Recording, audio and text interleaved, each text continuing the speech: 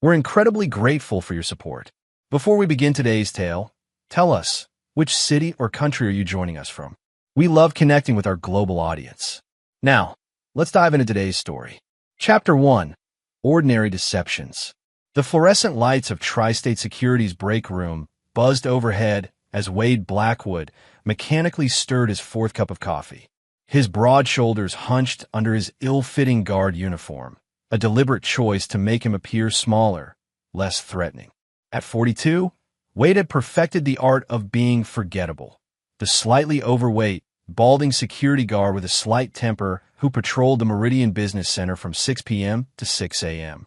Blackwood, barked Supervisor Finley, a man whose authority extended precisely as far as the building's perimeter. You're late with your hourly check-in again. Third time this week. Wade kept his eyes down, a calculated gesture of submission. Sorry, sir. Won't happen again. Damn right it won't. One more slip-up, and I'm writing you up. Finley strutted away, clipboard clutched to his chest like a shield. Wade waited until the man was gone before allowing the mask to slip momentarily. His eyes, previously dull and unfocused, sharpened as he scanned the room. In 3 seconds, he had counted the cameras, 2, noted their blind spots, and calculated 8 different ways to exit the windowless room if necessary. His phone vibrated. A text from Lorraine, his wife of 5 years, working late again. Don't wait up. Wade's jaw tightened imperceptibly. Fourth time this week. He pocketed the phone and continued his rounds, nodding deferentially to the cleaning staff who had no idea that the shuffling guard had once eliminated an entire terrorist cell in Kandahar without firing a single shot. Colonel Wade Blackwood, call sign Spectre, commander of Ghost Protocol's most lethal Black Ops team, had been officially dead for 5 years. The decision to disappear had come after the Beirut operation went sideways. 47 confirmed kills throughout his career, and the 48th, a high-ranking government official with ties to human trafficking, had been the one that put a target on his back.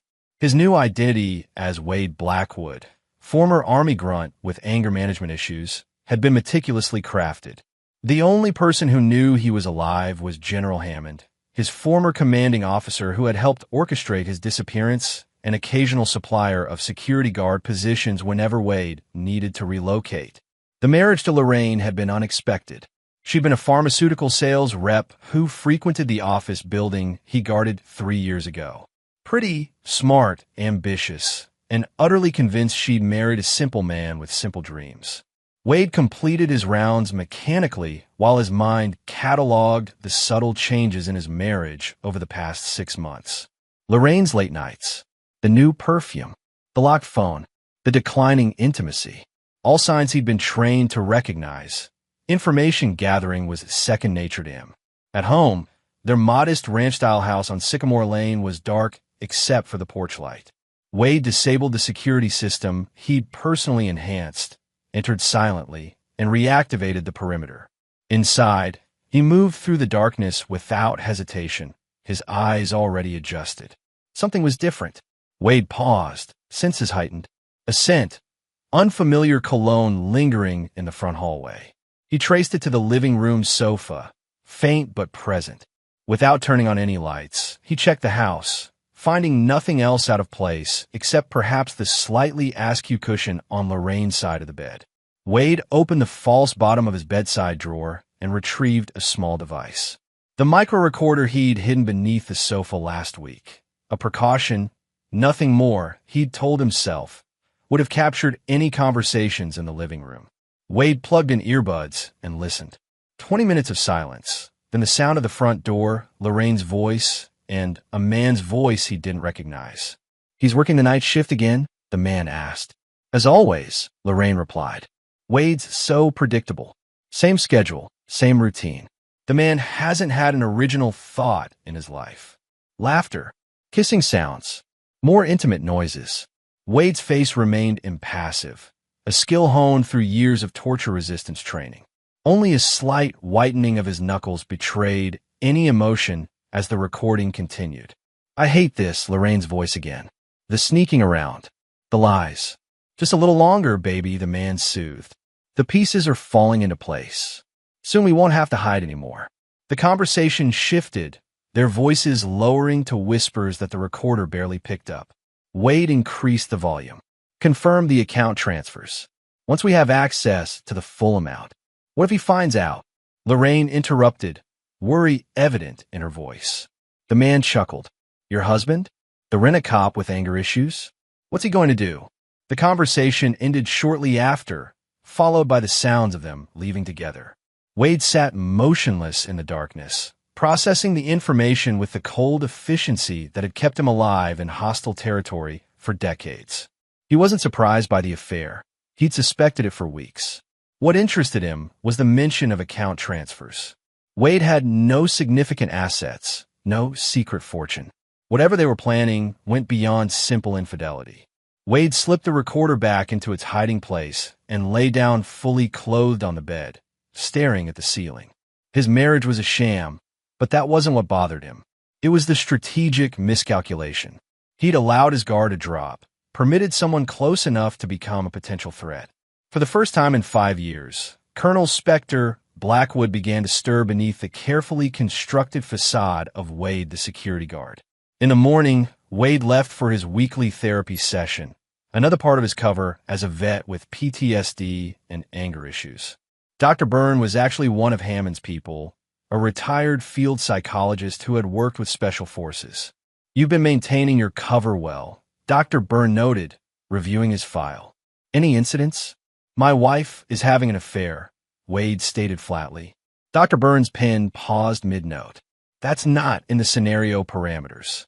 It's not a drill, Doctor. Lorraine is sleeping with someone, and they're planning something that involves finances.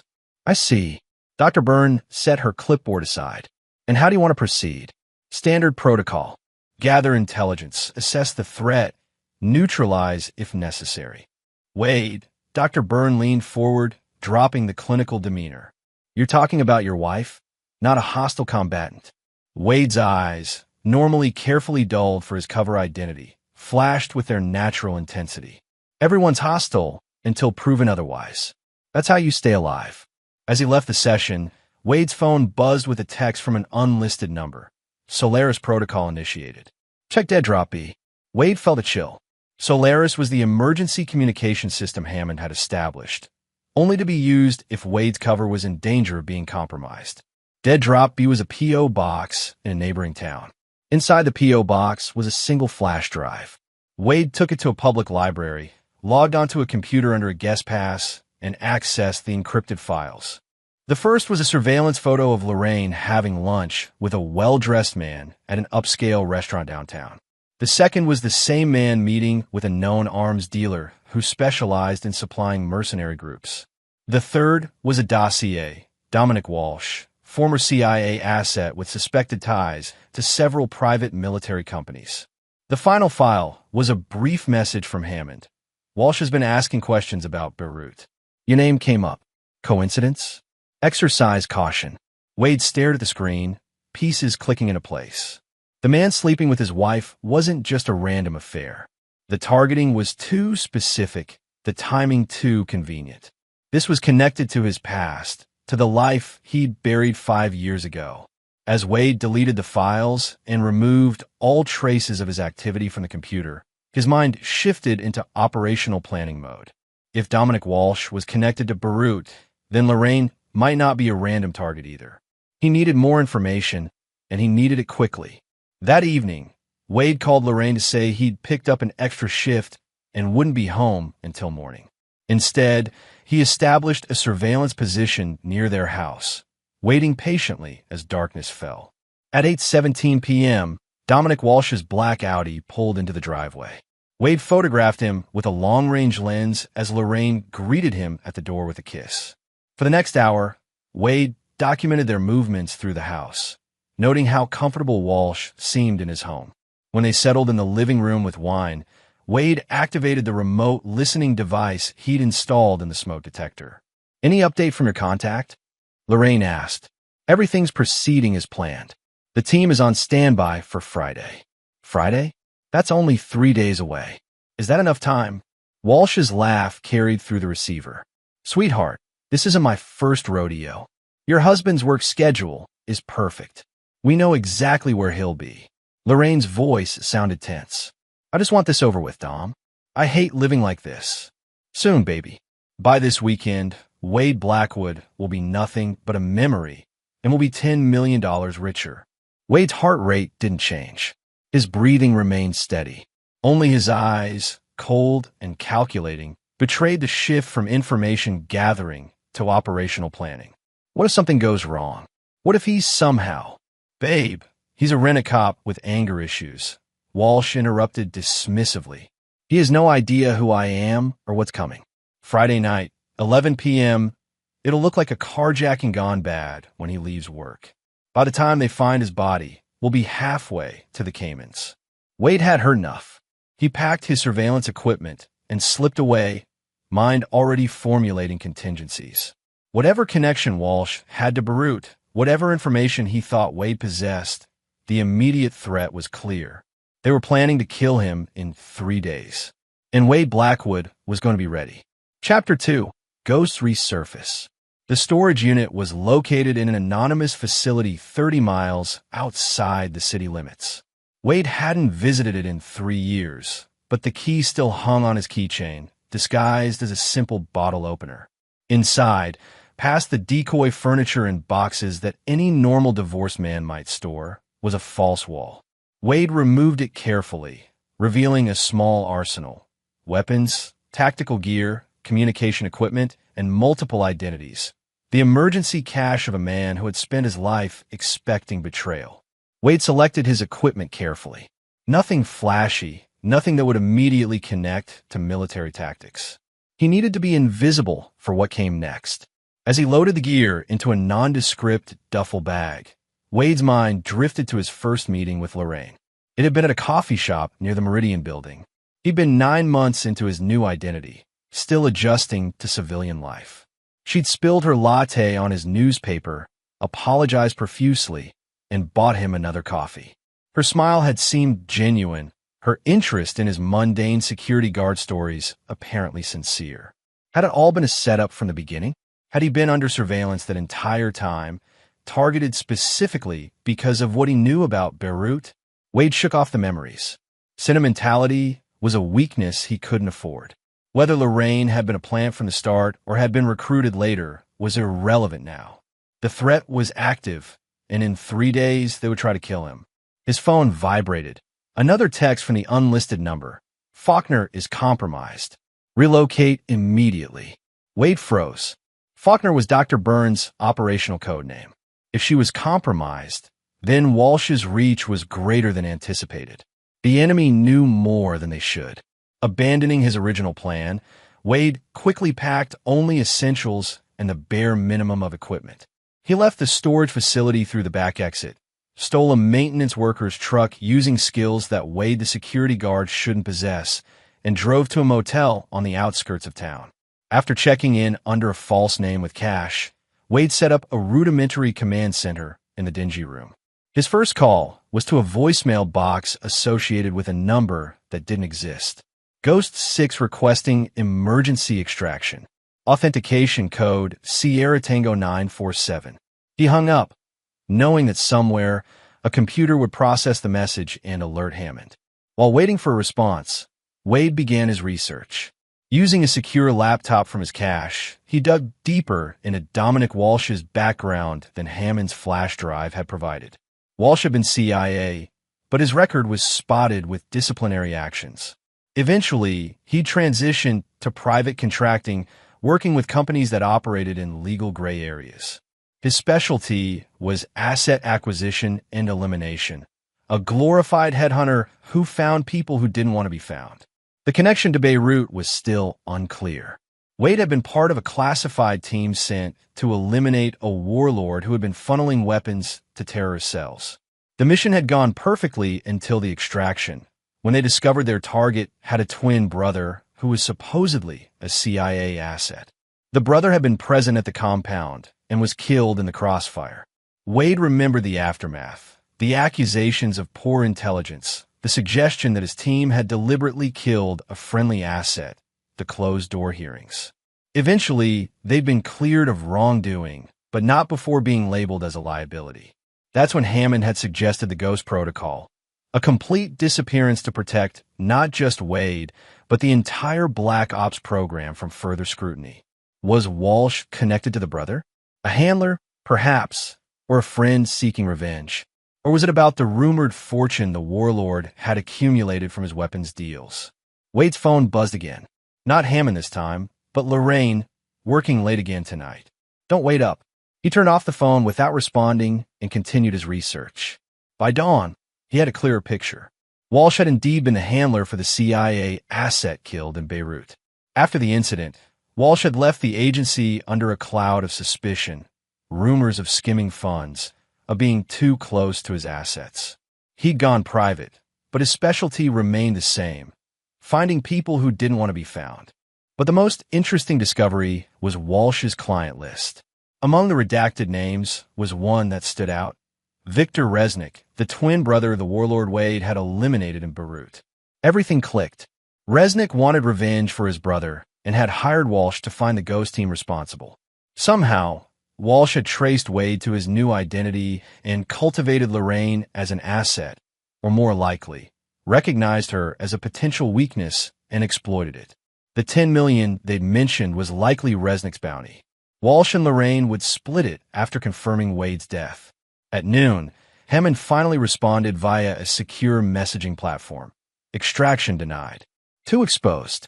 Handle locally. Assets compromised up to level 3. Trust no one with clearance below Alpha. Wade's jaw tightened.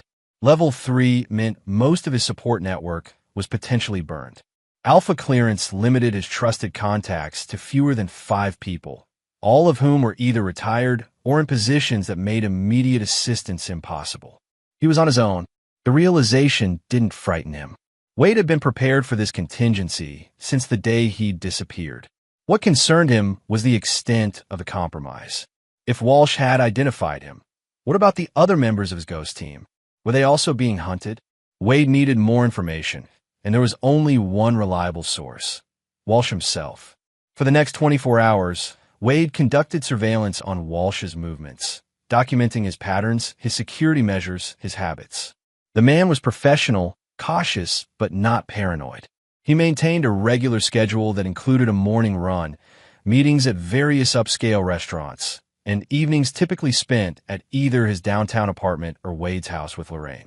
Most importantly, Walsh carried his laptop everywhere, a secure line to his client and the information Wade needed. By Wednesday evening, Wade had formulated his plan. Walsh had a standing reservation at Castellano's, an upscale Italian restaurant downtown, every Wednesday at 8 p.m. He typically dined alone, worked on his laptop, and left by 9:30. Wade prepared carefully, selecting clothes that would allow him to blend in with the restaurant's clientele while concealing the tools he might need. Nothing lethal. He needed Walsh alive and talking. At 7:45 p.m., Wade entered Castellano's through the kitchen, having bribed a dishwasher with $200 for his uniform jacket. He positioned himself at the bar with a clear view of Walsh's usual table, nursing a single scotch and watching the entrance. Walsh arrived precisely at 8, impeccably dressed in a tailored suit. He took his usual corner table, ordered a bottle of wine, and opened his laptop. Wade observed him for 20 minutes, noting the Bluetooth earpiece, the occasional glances around the restaurant. Not the habits of a man who felt entirely secure. Whatever Walsh was working on had him on edge. At 8:32, Wade made his move. He approached Walsh's table with the confidence of someone who belonged there. "Mind if I join you?" Wade asked, his voice deeper than the one he used as the security guard, closer to his natural command tone. Walsh looked up, irritation flashing across his face before recognition set in. His hand moved subtly toward his jacket. "I wouldn't," Wade said quietly. "Not unless you want this place to become a crime scene." Walsh's hand stilled. "You're supposed to be at work," he said, his voice leveled despite the surprise in his eyes. "Called in sick." Wade sat down across from him. "Stomach bug. Terrible thing." Walsh closed his laptop slowly. "How did you find me?" "You slept with my wife, accessed my financial records, and planned my murder in my own living room," Wade replied evenly. "Finding you at your favorite restaurant wasn't exactly SEAL Team 6 material." A flicker of uncertainty crossed Walsh's face. I don't know what Lorraine told you, but Lorraine hasn't told me anything, Wade interrupted. She still thinks I'm a pathetic security guard with anger issues who doesn't suspect a thing. He leaned forward slightly. But we both know that's not quite accurate, don't we, Dom? Walsh's expression hardened. Who are you really? Someone who wants to avoid unnecessary complications this Friday night. Wade maintained eye contact. You won't find what you're looking for. And what am I looking for? Beirut. The money. Revenge for Resnick's brother. Take your pick. The slight widening of Walsh's eyes confirmed Wade's theory. You don't know what you're talking about. 47 confirmed, Wade said softly. That's the number you're fixated on, isn't it? But it's 48 if you count the brother. The one whose death apparently wasn't sanctioned. Walsh's face drained of color. Spectre, he whispered, the code name few people knew. Wade didn't confirm or deny. Here's what happens next. You're going to walk away from this contract. You'll tell Resnick I can't be found. You'll end whatever you've started with my wife, and you'll disappear. In exchange, you get to live. Walsh laughed, though there was no humor in it. You think it's that simple?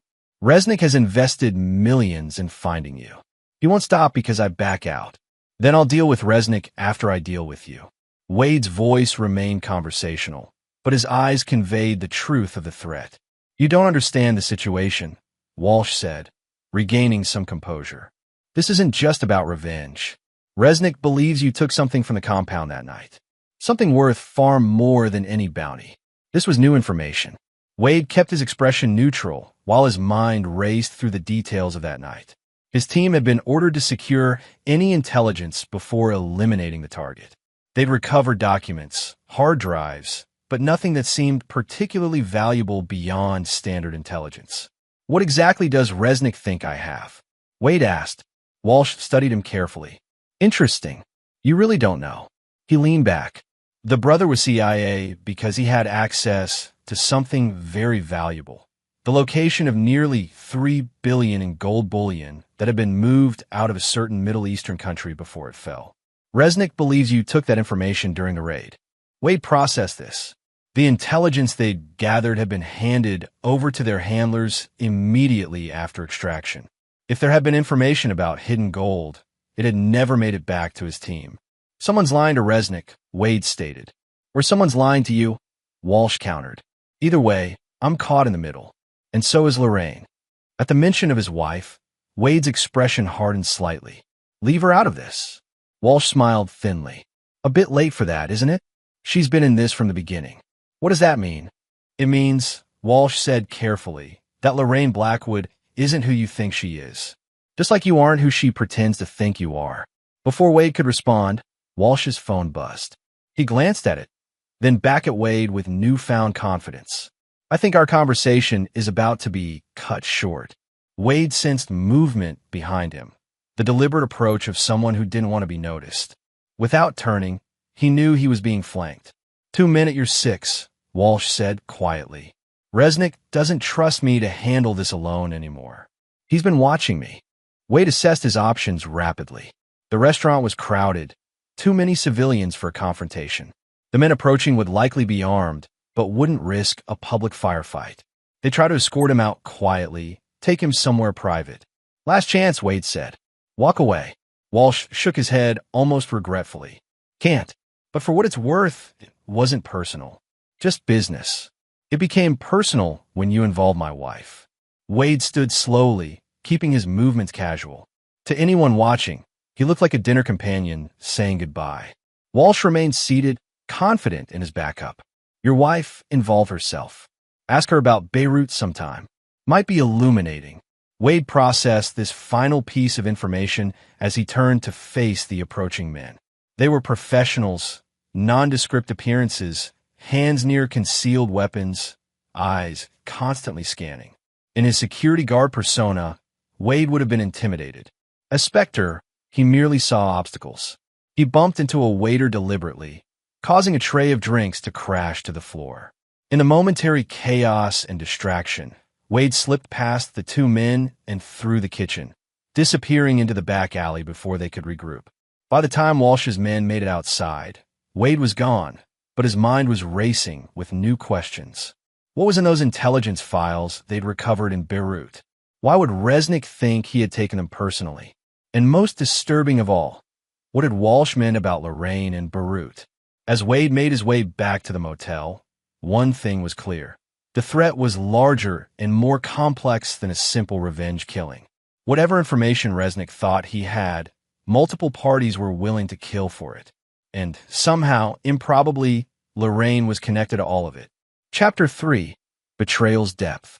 The cabin in the Blue Ridge Mountains had been Wade's contingency plan for years, a safe house unknown even to Hammond.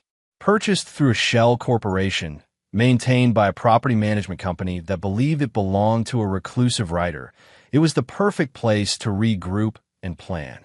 After his confrontation with Walsh, Wade had returned briefly to the motel to retrieve his equipment before disappearing completely. His security guard job would report him as a no-show, Lorraine would wonder where he'd gone, and Walsh would realize his target was no longer following the predictable patterns they counted on. The cabin's security system showed no signs of tampering. Wade swept it for bugs anyway, a habit that had kept him alive through 2 decades of clandestine operations. Once satisfied, he set up his equipment and began the process of unraveling the web around him. First priority, Lorraine. Walsh's cryptic comment about her connection to Beirut needed investigation. Wade accessed secure databases using backdoor channels he'd maintained for emergencies. Lorraine Matthews, age 38, pharmaceutical sales representative for Meridian Pharmaceuticals. Bachelor's degree in chemistry from UCLA, master's in business from Stanford. No criminal record, excellent credit score, no suspicious financial transactions. He dug deeper, looking for any gaps or inconsistencies in her history. There, a 6-month period 7 years ago where her digital footprint almost disappeared. No credit card transactions, minimal phone records, no social media activity. The gap ended approximately 2 months after the Beirut operation. Wade pulled up the limited photos he had from before their marriage. In one, Lorraine was at a pharmaceutical conference in Dubai, dated 1 month before Beirut. Wade enhanced the image, focusing on the background figures. His blood ran cold. Standing near the bar, barely visible but unmistakable to Wade's trained eye, was a man he knew, Ibrahim al-Nasri, the right-hand man of the warlord he'd eliminated in Beirut. The connection was impossible to dismiss as coincidence. Somehow, Lorraine had been connected to the target before the operation. Had she been an asset, an unwitting contact, or something more deliberate? Wade's phone vibrated, a secure line that only Hammond knew. He answered cautiously. "Thought you'd be in the wind by now." Hammond's gruff voice came through. "Working on it," Wade replied. "Need some answers first. Make it quick." Byrne was found dead in her apartment. Suicide, apparently, except for the fact that she was right-handed and the gun was in her left. Wade absorbed this. Another connection eliminated. What about the rest of the team? Ghost 2 and 3 are off-grid, probably safe. 4 is in deep cover in Moscow, unreachable. 5. Hammond paused. 5 is missing. Last check-in was 3 days ago. Ghost 5 was Allison Reeves, their intelligence specialist. If she was missing, it likely wasn't voluntary. "This is about Beirut," Wade said. "Not just the operation. Something we found, or were supposed to find." "The intelligence package," Hammond confirmed. "After you delivered it, certain documents went missing before they reached Langley. High-value information about hidden assets. Gold bullion," Wade specified. Hammond's silence was confirmation enough. "How did you know?" "Met with a man sleeping with my wife. Former CIA handler named Dominic Walsh. Works for Victor Resnick now." "Shit," Hammond breathed. "Wade, if Resnick is involved, this is bigger than we thought. His brother wasn't just a warlord. He was the money man for an entire network. Billions in stolen assets, laundered funds, untraceable accounts. And Resnick thinks I have a location of his brother's gold." "Do you?" Wade thought back to that night. His team had recovered numerous hard drives, documents, a laptop, all handed over according to protocol. "No. Whatever was in that intelligence package, we turned everything over to Extraction Team Alpha." "Alpha?" Hammond's voice tightened. "Led by Clarence Whitley." The name triggered Wade's memory. the handler who disappeared 3 months after the operation, suspected of selling intelligence. Never proven, but he had exclusive access to the package for 12 hours before it reached Langley. The pieces were aligning. Whitley took the intel about the gold, tried to sell it back to Resnick, then disappeared when things went sideways. That's our working theory, Hammond confirmed. But recently, chatter suggested Whitley resurfaced, and someone is eliminating everyone connected to the Beirut operation. Resnick thinks one of us has the information, Wade reasoned. He's hunting the entire ghost team. Which brings us back to your wife, Hammond said carefully. Her connection? Wade stared at the photo of Lorraine near Al-Nasri. Working on that. But it's not coincidence. She may have been placed to monitor me. Or worse, Hammond didn't need to elaborate. If Lorraine was more than a monitor, if she was actively involved with Resnick's organization, then Wade had been living with the enemy for 5 years.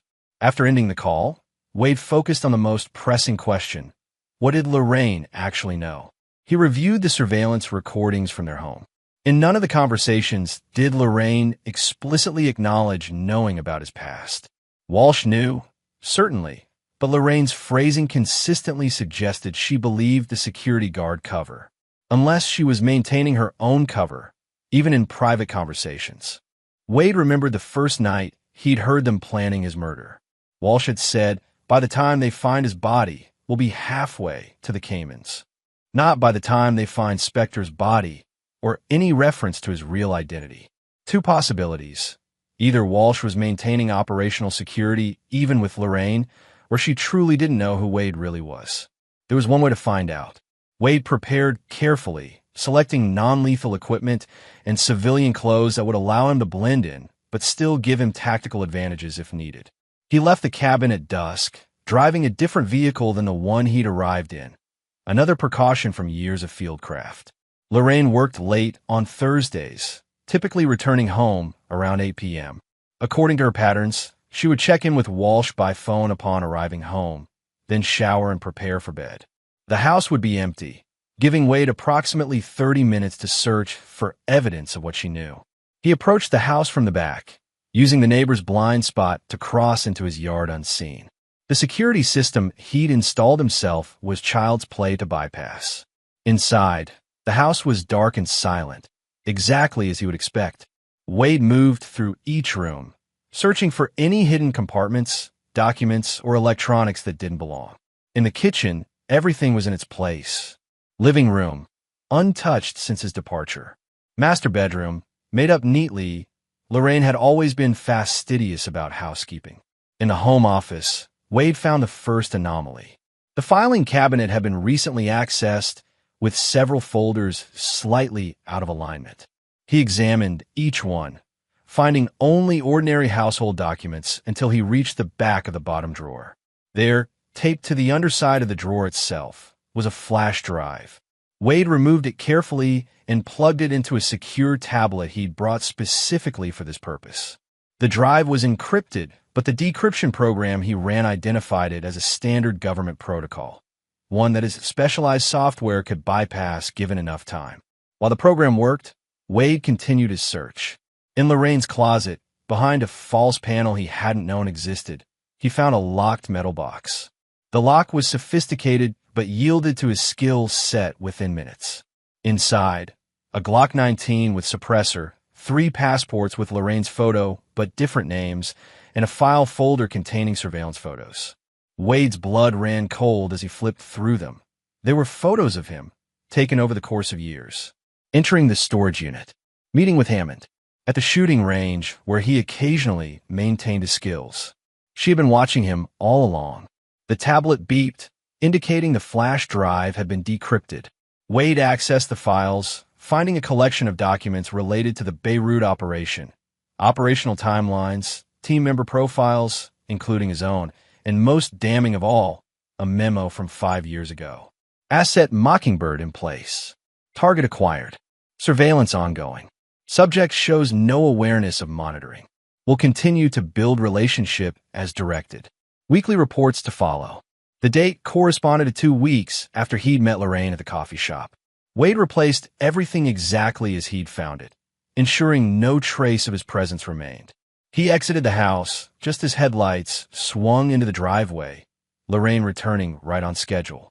From the shadows of a neighbor's yard, Wade watched as his wife of 5 years entered their home, phone to her ear, laughing at something the caller said. Through the kitchen window, he could see her moving comfortably through the house, completely unaware that her target had just discovered her true purpose. Now he knew. Lorraine had never been Wade Blackwood's wife. She had been a honey trap, an asset codenamed Mockingbird, assigned to monitor a ghost who might have valuable intelligence. For 5 years, she had played the role perfectly, building a life with him while reporting his every move to her handlers. But the most crucial question remained unanswered. Who did Lorraine actually work for? Resnick? Walsh? Or a third party entirely? Wade retreated silently into the darkness, piecing together a new understanding of his situation. The planned hit on Friday wasn't just an assassination. It was the culmination of a 5-year deep cover operation. The enemy had been sleeping beside him all along. Chapter 4: Counteroffensive. At precisely 11 p.m. on Friday night, a security guard matching Wade Blackwood's description left the Meridian Business Center through the employee entrance. He walked to the parking lot, keys in hand, approaching the battered Honda Civic that Wade drove to maintain his cover. As the figure neared the vehicle, a black van with tinted windows pulled up silently, blocking the car's exit path. 2 men emerged from the shadows of the parking structure, weapons drawn but concealed from street view. The first man approached from behind, prepared to subdue the target. The second covered him, scanning for any security personnel or witnesses. "Mr. Blackwood," the first man said quietly, "we need you to come with us." The security guard turned slowly, hands raised slightly in surrender. His face, partially obscured by the parking lot's poor lighting, showed appropriate fear. "My wallet's in my pocket," he said, voice shaking. "Just take it, please." "This isn't a robbery," the second man said, moving closer. "Get in the van." Quietly, the security guard nodded nervously, taking a step toward the van. As he moved, his posture subtly shifted, the fearful slouch straightening almost imperceptibly. "Is Mr. Walsh in the van?" he asked, his voice no longer trembling. The men exchanged glances, momentarily confused by the question. Is it Mr. Resnick tonight?" The guard continued, his voice deepening, hardening. The first man raised his weapon higher. "Shut up and move." That's when he noticed the guard's eyes, calm, focused, evaluating. Not the eyes of prey, but of a predator. "Funny thing about Walsh," the security guard said conversationally, "he talks too much. Told me all about tonight's little carjacking gone wrong scenario." The men realized too late that something was very wrong. The security guard's face, which had seemed right in the shadows, now looked slightly off, like a highly realistic mask. Because it was. The first attacker lunged forward, but the guard moved with unexpected speed and precision. One strike to the throat, another to the knee. The man went down without a sound.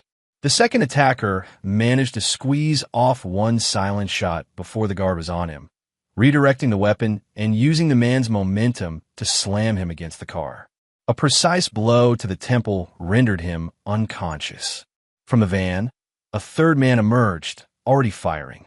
The guard dropped and rolled, drawing a weapon from an ankle holster and returning fire with 2 suppressed shots. The third attacker collapsed. The entire confrontation had taken less than 20 seconds and had been conducted in near silence. The security guard, who was not Wade Blackwood at all, but Silas Murphy, former Ghost 2 and Wade's most trusted teammate, secured the attackers with zip ties. He checked their pulses, ensuring none were dead. Intelligence gathering required live subjects. Silas removed the realistic silicone mask and contacted Wade via encrypted channel. Package secured. 3 tangos, all alive but inconvenienced. Miles away, in an abandoned warehouse at the edge of the industrial district, Wade received the message. "Bring them in. Walsh is already here." The warehouse had been prepared over the previous 24 hours. After discovering Lorraine's true identity, Wade had accelerated his timeline, reaching out to Silas. the only team member he was certain remained loyal and uncompromised. Together, they had formulated a plan to turn the hunters into the hunted. Phase 1 had been the capture of Walsh. A simple traffic stop by a police car that wasn't actually a police car, conducted by Silas in appropriate disguise. Walsh had been secured and transported without incident, arrogant to the end in his certainty that Wade was being dealt with simultaneously. Now, as Silas delivered the 3 additional hostiles, the true interrogation could begin. Walsh sat zip-tied to a sturdy metal chair in the center of a makeshift interrogation room. His expensive suit was disheveled, his confident demeanor replaced by thinly veiled anxiety. "Your extraction team failed," Wade informed him, entering the room. "Just like your intelligence about me was flawed." Walsh's eyes darted toward the door as Silas dragged in the first of the 3 attackers. "This won't end well for you, Blackwood. You have no idea who you're dealing with. That's why you're here," Wade replied simply. He nodded to Silas, who positioned the still groggy attacker in a chair facing Walsh. "Now," Wade continued, "we're going to have a conversation about Beirut, Resnick, the missing gold intelligence, and most importantly, my wife's role in all of this." Walsh sneered. "You won't get anything from me." Wade didn't respond immediately. Instead, he retrieved a laptop and set it on a small table visible to both prisoners. He tapped a few keys, bringing up a video feed. The screen showed Lorraine entering their home after work, moving through her evening routine exactly as she did every Friday. She was completely unaware of the camera that had been disguised as a smoke detector. "Interesting thing about counterintelligence," Wade said conversationally.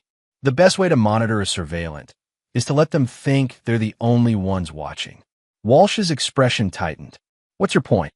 "My point is that right now, Lorraine thinks everything is proceeding according to plan. I'm supposedly dead in a carjacking. You're coordinating the cleanup, and by tomorrow morning, you'll both be on your way to the Caymans." Wade leaned closer. "Except you're here, and I'm very much alive. You wouldn't harm your own wife," Walsh said, though his tone lacked conviction. "The woman in that house isn't my wife," Wade replied coldly. "She's an asset codenamed Mockingbird who's been monitoring me for 5 years. The question is, who does she really work for?" Walsh's slight reaction, a barely perceptible widening of the eyes, confirmed Wade's suspicion that Lorraine's allegiance was more complicated than it appeared. "I don't know what you're talking about," Walsh attempted. Wade turned to the other captive. "And you? Do you know who Mockingbird reports to?" The man remained silent, glaring defiantly. "Fine," Wade said. "We'll do this systematically." He placed 3 photos on the table, one of Victor Resnick, one of Clarence Whitley, and one of Ibrahim al-Nasri. Dominic Walsh, former CIA handler, now working as a private contractor, supposedly for Victor Resnick, who wants revenge for his brother's death and the recovery of intelligence about hidden gold bullion. Wade pointed to each photo in turn. But al-Nasri was seen with Lorraine before the Beirut operation, suggesting her involvement predates my retirement. And Whitley, who had exclusive access to the intelligence package, disappeared with whatever information Resnick is now hunting. Wade studied both men's reactions carefully. "So tell me, which of these men does Mockingbird actually report to?" The attacker's eyes flickered briefly to Whitley's photo. Walsh noticed and shot him a warning glance. Too late. Wade had seen it. "Whitley," Wade said. "Lorraine works for Whitley." "You're connecting dots that aren't there," Walsh insisted. Wade ignored him, the picture becoming clearer. "Whitley took the intelligence about the gold. He recruited Lorraine to find me, believing I might have backup copies or additional information. She's been reporting to him for 5 years. Wade turned back to Walsh. "But you work for Resnick, which means either you don't know Lorraine's true allegiance, or—" "We're playing both sides," Silas finished, speaking for the first time. Wade nodded slowly. "You're feeding information to Resnick while actually working with Whitley, double-dipping on the payroll." Walsh's composure finally cracked. "You have no idea what you're walking into. Whitley has resources you can't imagine. Government connections, private military contractors, intelligence assets across 3 continents. So, is Whitley," Wade confirmed. "And the gold?" Walsh laughed bitterly. "The gold is real. $3 billion in bullion, hidden by the warlord as insurance. Resnick wants it because it's his family legacy. Whitley wants it because it buys a very comfortable retirement and significant influence. And what do you want, Walsh? To stay alive, he answered simply. I play both sides because that's how you survive in this business. Whitley has the information, but needs you to verify its authenticity. Resnick has the resources to recover it, but needs the location. And I supposedly have, what? I turned everything over after Beirut. Walsh shook his head. Not everything. According to Whitley, you kept a backup of the most sensitive files. Insurance, in case the operation was ever questioned. Wade thought back carefully. There had been a moment, just before extraction, when he discovered a hidden safe in the warlord's quarters. Inside had been a single flash drive and a handwritten cipher key. Standard protocol was to document and submit all intelligence. But the chaos of the extraction, gunfire, explosions, the discovery that they'd killed not just the target, but a CIA asset brother, had been distracting. Had he unconsciously pocketed that drive? And if so, what would it be now? If this drive exists, Wade said carefully, what makes Whitley think I still have it after 5 years? Because you're Spectre, Walsh replied, as if the answer was obvious. The man who trusts no one, who always has a contingency plan. Whitley knows how you operate. That's why he sent Lorraine, to get close enough to search every possible hiding place. The implications were staggering. 4 or 5 years, Lorraine had been searching for something Wade himself had forgotten he might possess. Where is Whitley now? Wade demanded. Walsh hesitated. If I tell you, I'm a dead man. You're a dead man if you don't, Silas pointed out reasonably. After a long pause, Walsh nodded toward the laptop, still showing Lorraine in their house. He'll be making contact soon. Friday nights, after the hit was supposed to happen. They'll meet to confirm my success and transfer funds. Where? Hotel Meridian, Presidential Suite. Midnight. Wade checked his watch.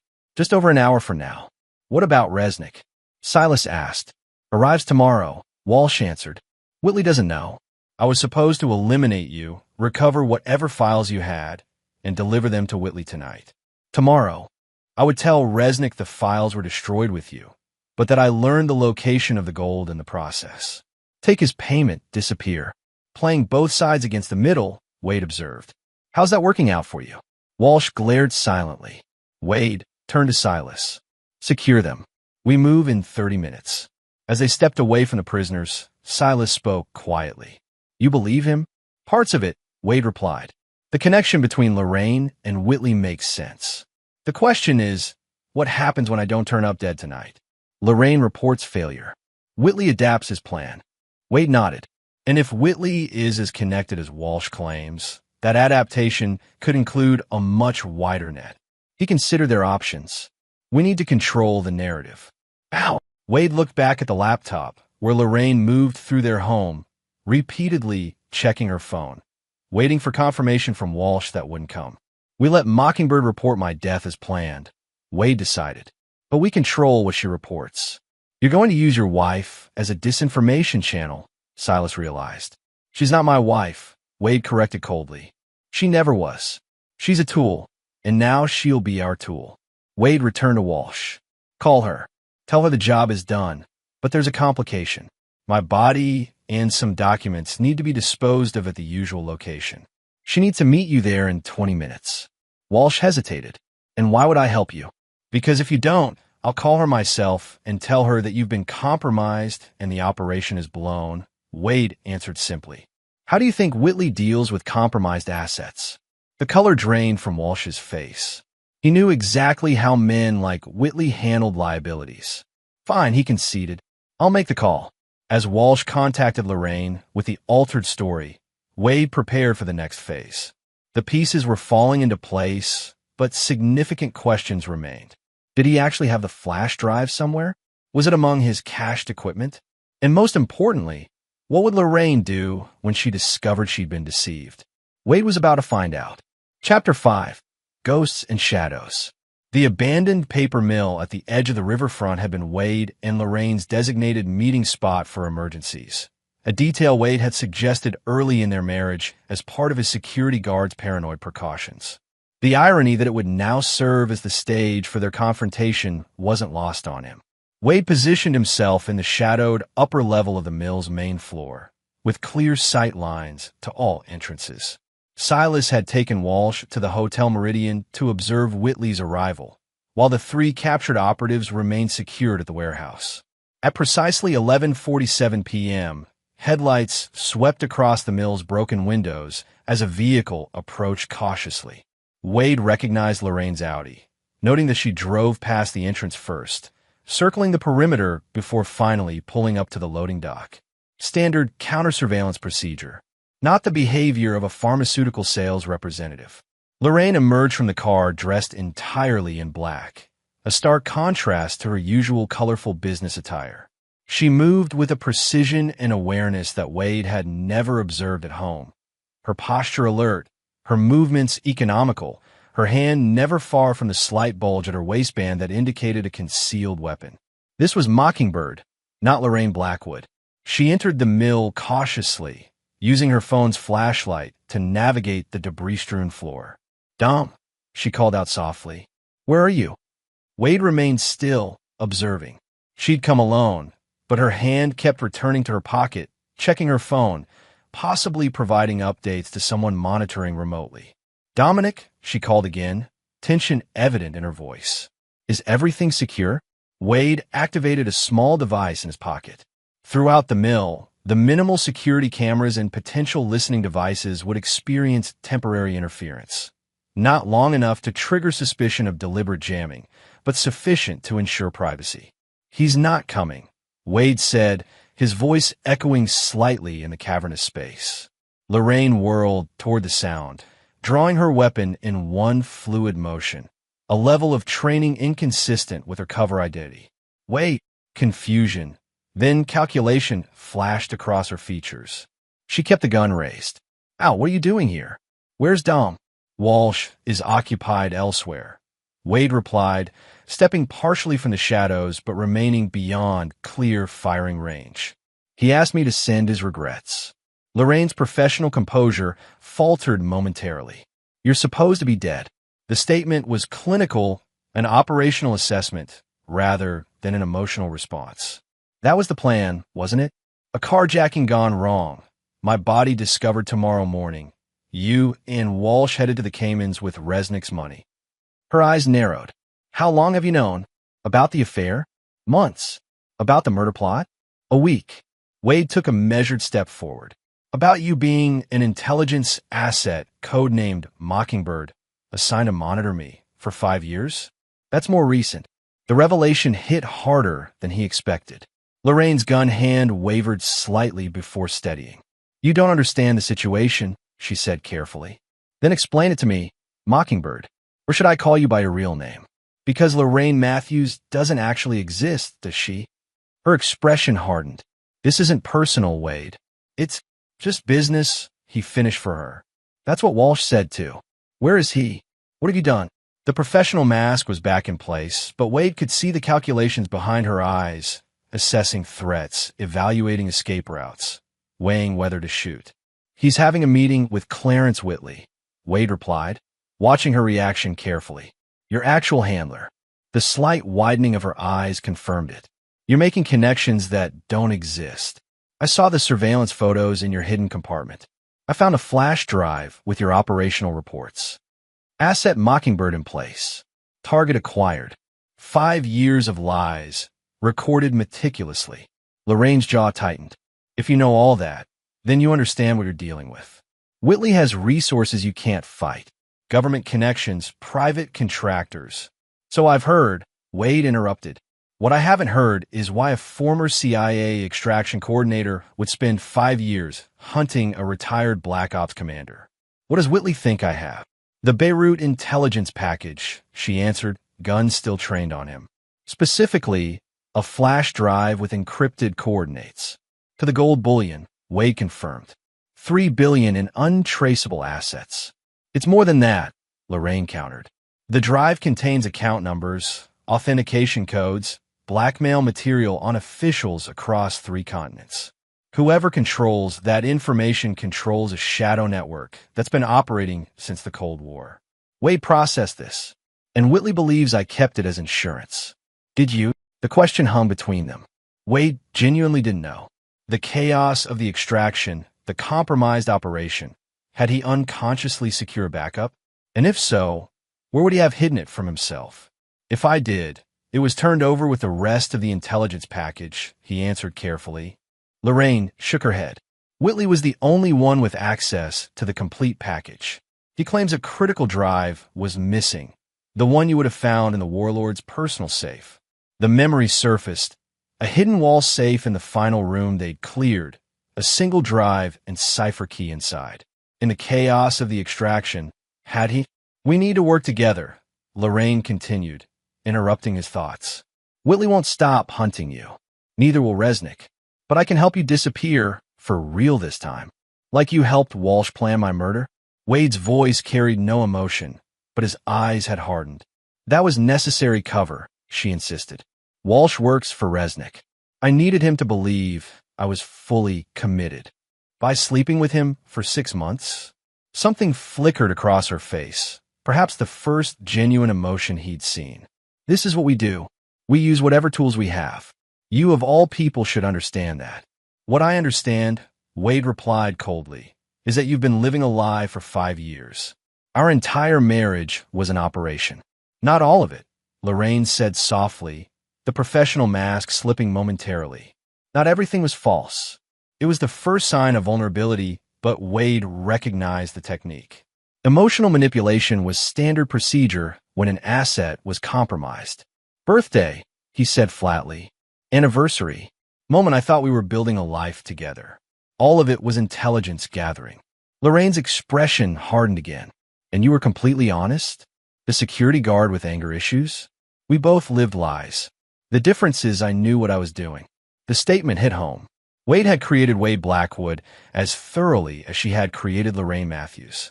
Their marriage had been a performance on both sides, two ghosts playing at being human. What happens now? She asked, gun still raised, but her posture suggesting she was open to negotiation. Now we go see Whitley, Wade answered. Together. Suspicion flashed across her face. Why would I take you to my handler? Because if I do have what he wants, he's the only one who can verify it. Wade took another step forward, now within the range of her flashlight beam. And because right now, Silas Murphy has a sniper position on the hotel, with instructions to take Whitley out if I don't make contact within the hour. Lorraine's expression registered recognition at the name. Ghost 2 is alive? Very. And quite irritated about the attempts on his former commander's life. She weighed her options visibly, finally lowering her weapon slightly. If I help you meet with Whitley, what guarantee do I have that you won't just eliminate both of us? None, Wade answered honestly. Just as I have no guarantee you won't signal Whitley's security team the moment we're in position. A standoff, then. Two professionals, both trained in deception, both accustomed to navigating situations where trust was merely another tactical consideration. Whitley wants what's on that drive, Lorraine said finally. If you have it, or know where it is, he'll negotiate. And if I don't, her eyes met his directly. Then we're both dead. Me for failing, you for being a loose end. The cold calculation in her voice reminded Wade of who she really was. Not the woman he believed he married, but a skilled operative willing to do whatever was necessary to complete her mission. Call him, Wade decided. Tell him plans have changed. Walsh succeeded in the extraction, but discovered unexpected intelligence. You're bringing a high-value asset to the meeting. He'll know something's wrong, Lorraine warned. Then convince him, Wade countered. Isn't that what you do best, Mockingbird? Convince people of things that aren't real. The barb landed, but Lorraine's professional detachment quickly reasserted itself. She kept her gun ready with one hand while using the other to dial. The conversation was brief, conducted in coded phrases that Wade recognized as standard intelligence protocols. Lorraine's voice remained steady, her delivery convincing. When she ended the call, she looked at Wade with renewed calculation. He's expecting us in 20 minutes. Top floor suite. He'll have security. I'm counting on it, Wade replied. Lorraine studied him. You're not planning to negotiate, are you? I'm planning to survive, Wade corrected. What happens to Whitley depends entirely on him. She nodded slowly, making her decision. We take my car. You'll be searched before we enter the suite. Any weapons will be discovered. I'm aware. Lorraine hesitated, then asked the question that had clearly been bothering her. How did you know? About me, about Mockingbird? I was careful. You were excellent, Wade acknowledged and meant it. It was Walsh. He got careless, mentioned Beirut one too many times. Once I started looking, the inconsistencies in your background became apparent.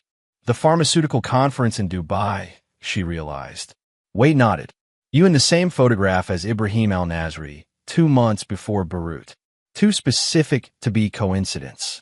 A moment of professional respect passed between them. In another life, they might have made an effective team. We should go, Lorraine said finally, holstering her weapon but keeping her hand near it. Whitley doesn't like to be kept waiting. As they exited the mill, Wade maintained a careful distance. He sent a prearranged signal to Silas, indicating the change in plans. Whatever happened next would determine whether Wade Blackwood, or the ghost behind that identity, would survive the night. In the car, silence hung between them until Lorraine finally spoke. Was any of it real for you? Our marriage? Wade considered the question. I chose to be Wade Blackwood. I committed to that identity. To that extent, yes, it was real.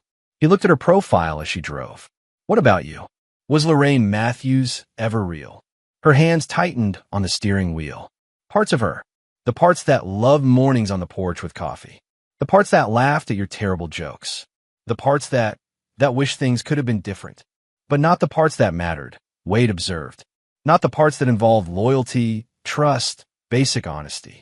We don't get those luxuries in our profession, she replied simply. No, Wade agreed. We don't. The Hotel Meridian loomed ahead, its upper floors gleaming with lights despite the late hour. As they approached, Wade noticed the enhanced security. Men in suits positioned at strategic points, communications equipment visible.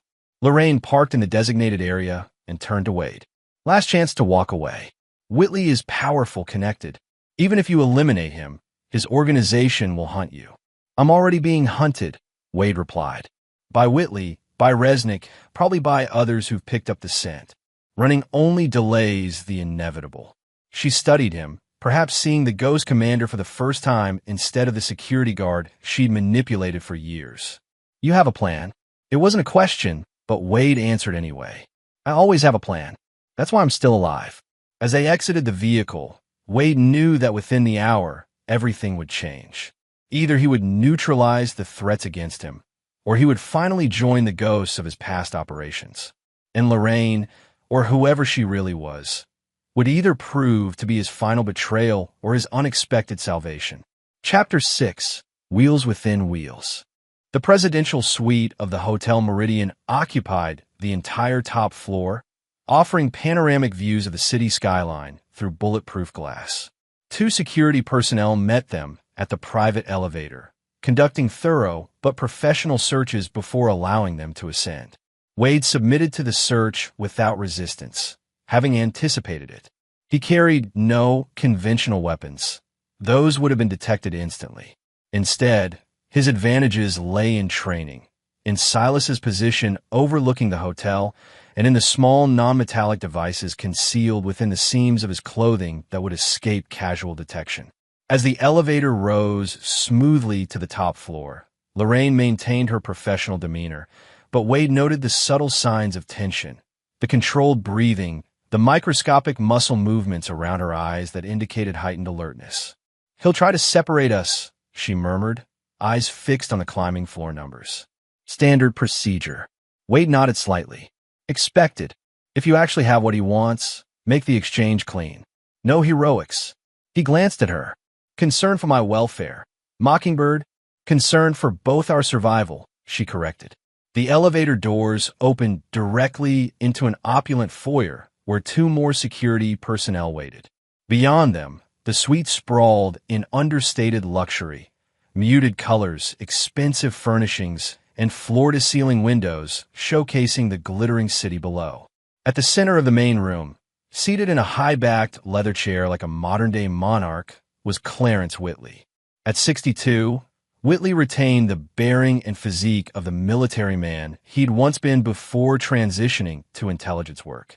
Silver hair, impeccably styled, suit custom-tailored to his still athletic frame, he exuded the confidence of someone accustomed to power. The only indication of advancing age was a slight tremor in his right hand, which he disguised by keeping it casually draped over the chair's armrest. His eyes, cold, analytical, and utterly without warmth, assessed Wade immediately. "Commander Blackwood," Whitley said, using Wade's former rank deliberately. "The ghost of Beirut himself. I've spent considerable resources trying to arrange this meeting." "The carjacking invitation wasn't to my taste," Wade replied evenly, scanning the room as he spoke. "For visible security personnel, likely more concealed. High-end surveillance equipment disguised as art pieces. Multiple escape routes for someone of Whitley's importance." Whitley smiled thinly. "A regrettable necessity. Please sit." He gestured to a sofa positioned across from his chair, with a glass coffee table between them. Wade remained standing. "I prefer to keep this brief." "As you wish." Whitley turned his attention to Lorraine. "Mockingbird, your presence with the commander, alive, suggests complications." Operational parameters shifted, she responded professionally.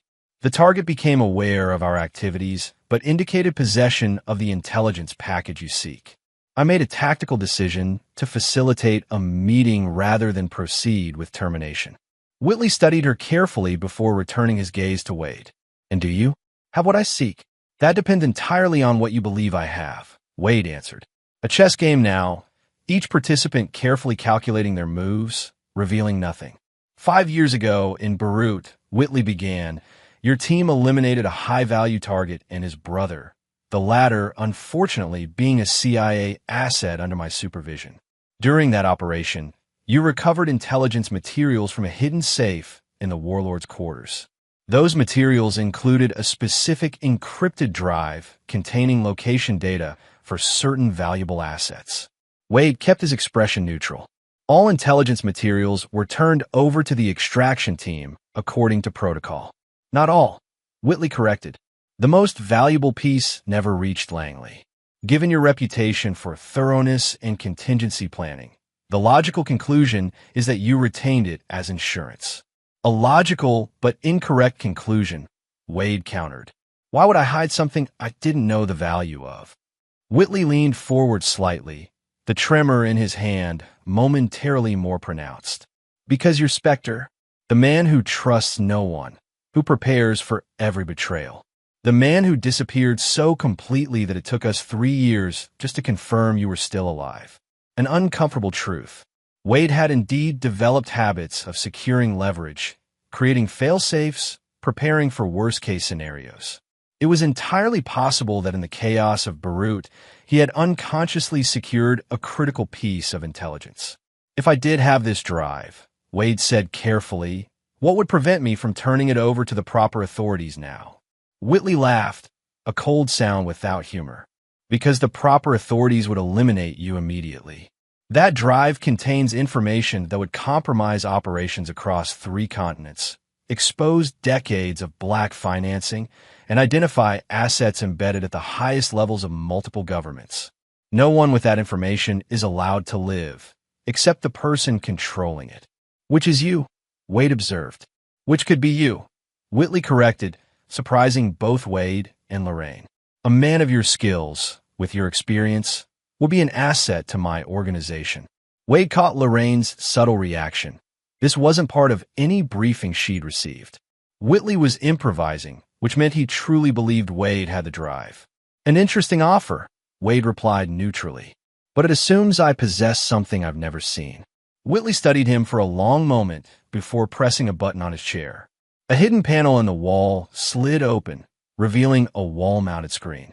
With another button press, the screen activated, displaying the familiar layout of Wade's storage unit, the one he'd visited days earlier. 3 nights ago, Whitley narrated, "You accessed this facility. Our surveillance shows you removing equipment, weapons, and supplies. What it doesn't show is you removing a small safe hidden behind the false wall, a safe that was there according to our previous surveillance, but is now conspicuously absent." Wade kept his expression carefully neutral, but inwardly, he was reassessing the situation. He had indeed removed a small safe, one containing emergency cash and alternate identity documents, but not because it contained any Beirut intelligence. He'd simply been collecting all potentially useful resources. Whitley interpreted his silence as confirmation. The drive, Commander. In exchange, I offer you two things no one else can: your life and your freedom. And if I don't have it, then this meeting concludes less favorably for all parties. Whitley replied simply. Wade weighed his options. The situational dynamics were shifting rapidly. If Whitley believed the drive was in the safe, that created both opportunity and danger.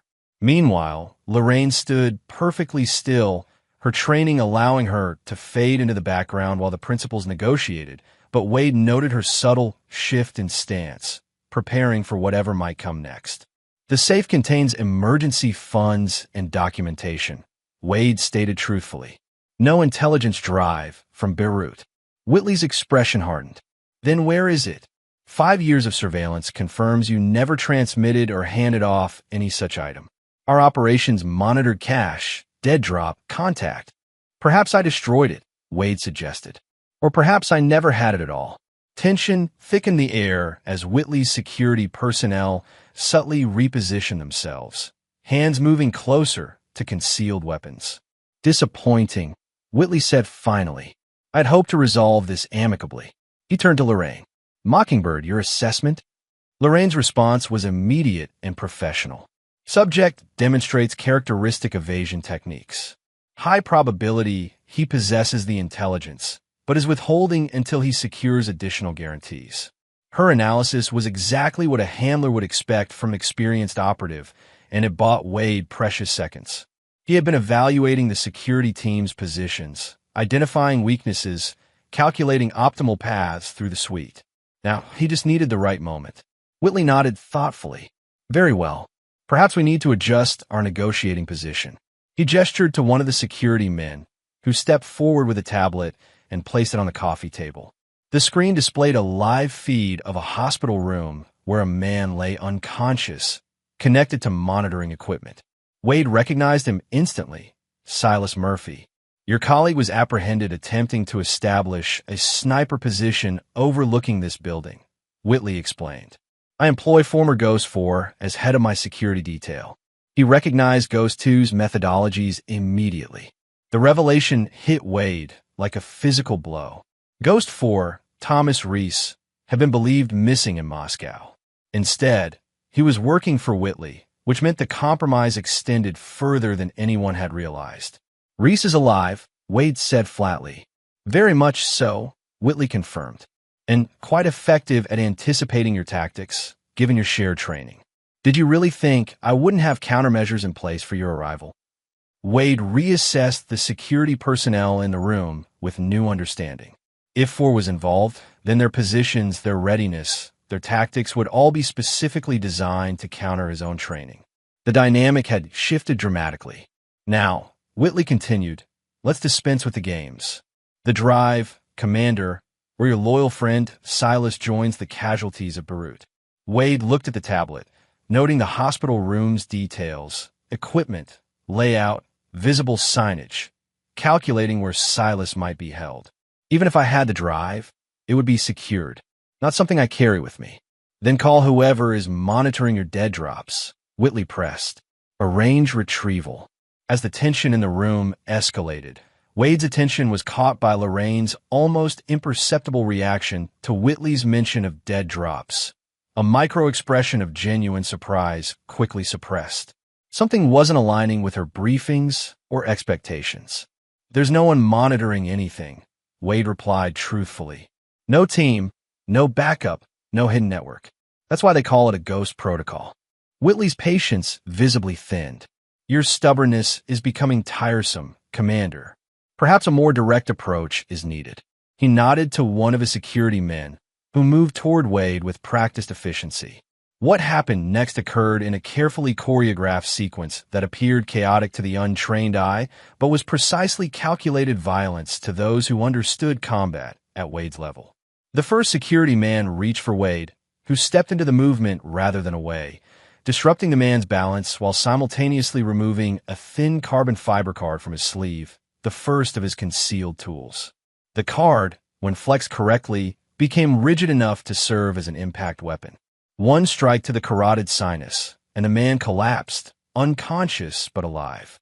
The second security officer drew his weapon, but Wade was already moving, using the first man's falling body as a shield while extracting another concealed tool, a compressed spray canister disguised as a shirt button. He discharged it directly into the second man's face, the concentrated capsaicin compound causing immediate incapacitation. Whitley reached for something beneath his chair, likely a panic button or weapon, but stopped as Lorraine's voice cut through the chaos. Don't. She had drawn her own weapon, but instead of pointing it at Wade as everyone would have expected, she had it aimed directly at Whitley. The remaining security personnel froze, caught in the unexpected standoff. Mockingbird, Whitley said carefully, explain yourself. The operational parameters have changed, she replied coolly. CIA Internal Affairs. Authorization Code, Tango 7 Zulu Foxtrot. Clarence Whitley, you're under investigation for treason, theft of classified materials, and conspiracy against the United States government. The revelation stunned everyone in the room, none more than Wade. Lorraine was CIA, not Whitley's operative, but someone investigating him. Whitley recovered quickly. A clever ploy, but ineffective. Internal Affairs has no jurisdiction over retired personnel. They do when those personnel steal classified intelligence and sell it to foreign entities, Lorraine countered. We've been building the case for 5 years. Wade Blackwood was never the target. You were. He was the bait. Wade processed this new information rapidly. If Lorraine was telling the truth, then their entire marriage had still been a lie, but for entirely different reasons than he believed. Stand down. Lorraine ordered the remaining security men, unless you want to add aiding and abetting to your charges. The men looked to Whitley, who remained outwardly calm despite the dramatic shift in power dynamics. An interesting development, he said, addressing Wade. It seems we've both been manipulated by the company. Wade kept his stance ready, evaluating this new scenario. If she's Internal Affairs, why the elaborate plan to kill me tonight? Because we needed Whitley to believe I was committed to his operation, Lorraine answered, her weapon unwavering. The hit was never going to succeed. We had a team in place to intercept Walsh's men. Then why involve Resnick? Why the elaborate story about the gold? Because it's real, Whitley interjected. The gold, the intelligence network, all of it. It's worth far more than whatever the agency is paying her. He focused on Lorraine. What's your real name, by the way? Since Lorraine Matthews is clearly as fictional as her marriage. A flicker of emotion crossed her face before the professional mask reasserted itself. Special Agent Diana Keller. 5 years undercover, building the case against you and your network. We know about the accounts in Singapore, the operations in Eastern Europe, the officials you've compromised. Whitley laughed softly. And yet, you don't have the most important piece, the drive with the complete network information. Without it, you have nothing but circumstantial evidence against a retired CIA officer with an exemplary record. We have Walsh, Wade stated, testing a theory. And whatever he told us about your operation. A slight tightening around Whitley's eyes confirmed Wade's suspicion. Walsh knew more than Whitley was comfortable with. Walsh is a mercenary who will say anything to save himself, Whitley dismissed. His testimony would never hold up. We don't need it to, Diana/Lorraine replied. We have financial records, surveillance, communications intercepts. Enough to put you away for the rest of your life. The standoff continued, the tension in the room palpable. Wade knew they were at a critical juncture. Whatever happened in the next few moments would determine whether any of them left the suite alive. What about Silas? Wade demanded, nodding toward the tablet, still displaying his unconscious friend. Agent Murphy was briefed on the operation, Diana answered, surprising Wade again. His capture was unexpected, but contingencies are in place. Silas knew? Was part of this CIA operation? The layers of deception seemed endless. Whitley smiled thinly. I believe we've reached an impasse. You want me. I want the drive, and the commander here apparently has neither the drive nor the complete picture. He leaned back slightly. Perhaps a renegotiation is in order. There's nothing to negotiate, Diana insisted. Your operation is blown. Extraction teams are already on their way. Are they? Whitley asked mildly. Because if that were true, they'd already be here. He gently tapped a device on his wrist. No communications have left this room since you arrived. No extraction team is coming because no signal has been sent. Wade noticed Diana's momentary hesitation, confirmation that Whitley was correct. They were isolated, cut off from whatever backup she might have arranged. Now, Whitley continued smoothly. Let's discuss our mutual interests. Commander Blackwood wants his friend safe. Agent Keller wants her case. And I want the drive that was taken from the Beirut compound. I don't have it, Wade repeated firmly. But you know where it is, Whitley insisted. You secured it somewhere even you wouldn't think to look. The perfect hiding place. A security measure so deep that you yourself forgot about it. The conviction in Whitley's voice gave Wade pause. Was it possible?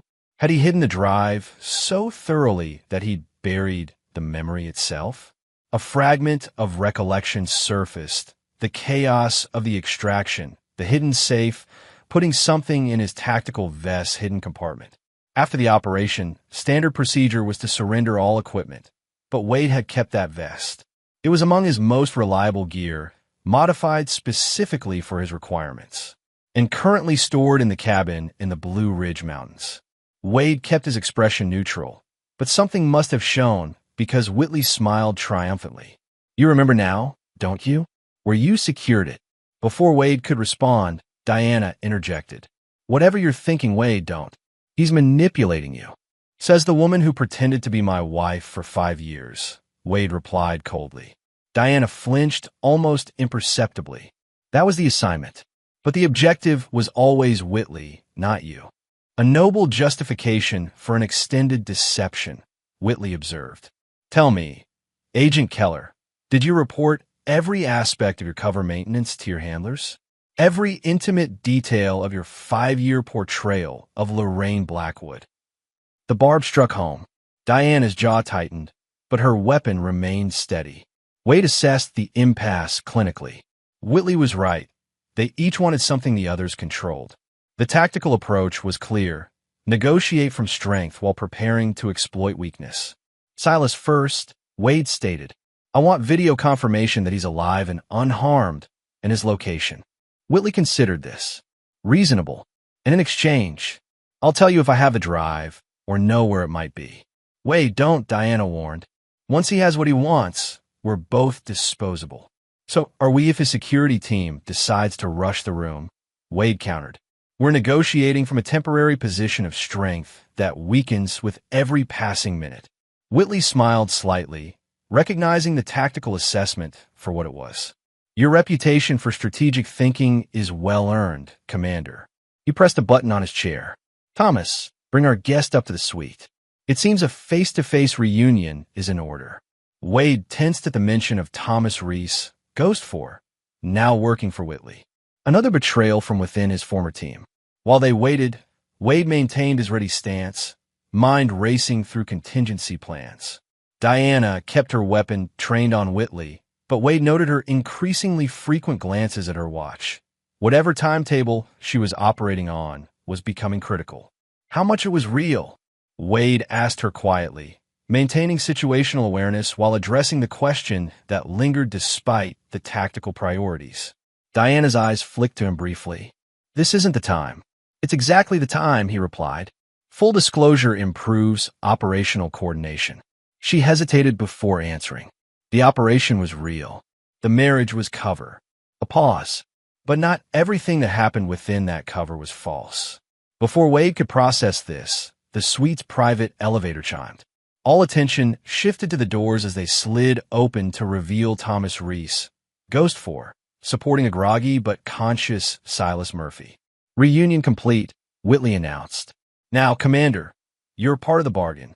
Wade locked eyes briefly with Silas, who gave him an almost imperceptible nod, a prearranged signal from their shared operational history that indicated he was functional despite his appearance. The drive may be in my tactical vest from the Beirut operation, Wade admitted carefully. Secured in a hidden compartment and subsequently forgotten in the chaos of the extraction. Whitley's eyes gleamed with triumph. And where's this vest now? Somewhere secure, Wade replied vaguely. I'll need to verify personally. Of course, Whitley agreed too readily. We'll arrange transportation immediately. Diana interjected. This is a mistake. Whatever's on that drive is classified intelligence that belongs to the United States government. The United States government, Whitley said dismissively, has no idea what's actually on that drive. They believe it contains conventional intelligence about terrorist networks and weapons caches. The actual contents would never be acknowledged even if you delivered it to Langley personally. Wade watched the interaction carefully, noting the ring of truth in Whitley's statement and Diana's barely perceptible reaction. What is actually on the drive? Wade pressed. Whitley considered him thoughtfully before responding. Insurance. Decades of it. Every black operation, unofficial assassination, political manipulation conducted by our government and others. Names, dates, bank accounts, compromised officials. Whoever controls that information controls the shadow world that exists behind official policy.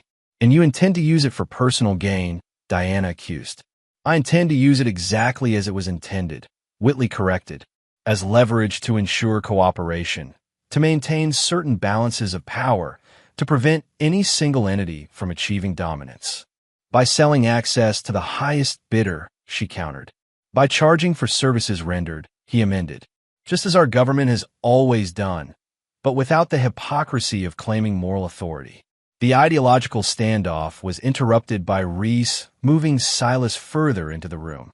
As they approached, Wade noted Silas's condition, drugged but increasingly alert, no visible serious injuries. He'll be fine, Reese stated flatly, his voice bringing back memories of countless operations. Standard sedative protocol, nothing permanent. Wade addressed his former teammate directly. Interesting career change for... Reese's expression remained professional, but something like regret flickered in his eyes. The program was being dismantled, assets discarded. Whitley offered continuity of purpose. And better compensation, Wade observed. A slight shrug. That too. The tactical situation had evolved with Silas and Reese's arrival. Now 5 principals occupied the suite, each with their own objectives and capabilities. Wade calculated odds, angles, timing, formulating contingencies for multiple scenarios. So we proceed as follows, Whitley announced, taking control of the narrative. Commander Blackwood leads us to the drive. Agent Keller accompanies us as assurance of CIA cooperation. Mr. Murphy remains here as insurance of the commander's good behavior. Upon successful recovery of the drive, everyone goes their separate ways. And we're supposed to trust that you'll just let us walk away? Diana asked skeptically. Trust has nothing to do with it, Whitley replied. Mutual self-interest governs our arrangement. I want the drive more than I want retribution. The commander wants his friends safe more than he wants to eliminate me. And you, Agent Keller, want to survive this encounter more than you want to arrest me tonight. The cold logic was undeniable. It was exactly how operators like them thought, calculating values, priorities, acceptable losses. One condition, Wade stated. Silas comes with us. Reese stays here as Whitley's proxy. Whitley considered this. Acceptable, provided Mr. Reese maintains open communication with me throughout. Fine, Wade agreed. But we use my transportation, my route. Also acceptable with the addition of a tracking protocol, so my team can follow at a distance. The negotiations continued, establishing parameters, contingencies, verification methods. The meticulous planning of professionals who trusted nothing to chance and no one completely. Throughout the exchange, Wade watched Diana, noting her controlled reactions, her professional assessment of each point. Whatever her true feelings about their 5-year deception, she compartmentalized perfectly, exactly as a deep-cover operative would. Within 30 minutes, the details were finalized. Wade, Diana, and Silas would lead a retrieval operation to secure the drive, followed at a distance by Whitley's security team. Upon verification of the drive's authenticity, They would part ways, a tenuous truce based entirely on temporary aligned interests. As they prepared to depart, Whitley addressed Wade one final time. "Remember, Commander, that I trained the men who trained you. Whatever contingencies you're planning, I've already anticipated them." Wade met his gaze steadily. "Then you know exactly what will happen if you deviate from our agreement." A moment of perfect understanding passed between them, two master strategists acknowledging the deadly game they were playing. As they left the suite, Wade knew that the next few hours would determine not just whether he survived, but the fate of secrets powerful enough to reshape the hidden foundations of global power. And beside him walked the woman who had shared his bed for 5 years while systematically betraying him. Now his uncertain ally in a mission where trust was simultaneously essential and impossible. The hunter had become the hunted, but the true question remained. Who was hunting whom? Chapter 7. Truth and Consequences. Dawn was breaking over the Blue Ridge Mountains as Wade navigated the final stretch of winding road to the cabin. Beside him sat Diana. He couldn't think of her as Lorraine anymore, alert despite the hours of tense travel. In the back seat, Silas had fully recovered from the sedatives, his eyes constantly scanning their surroundings for signs of pursuit or ambush.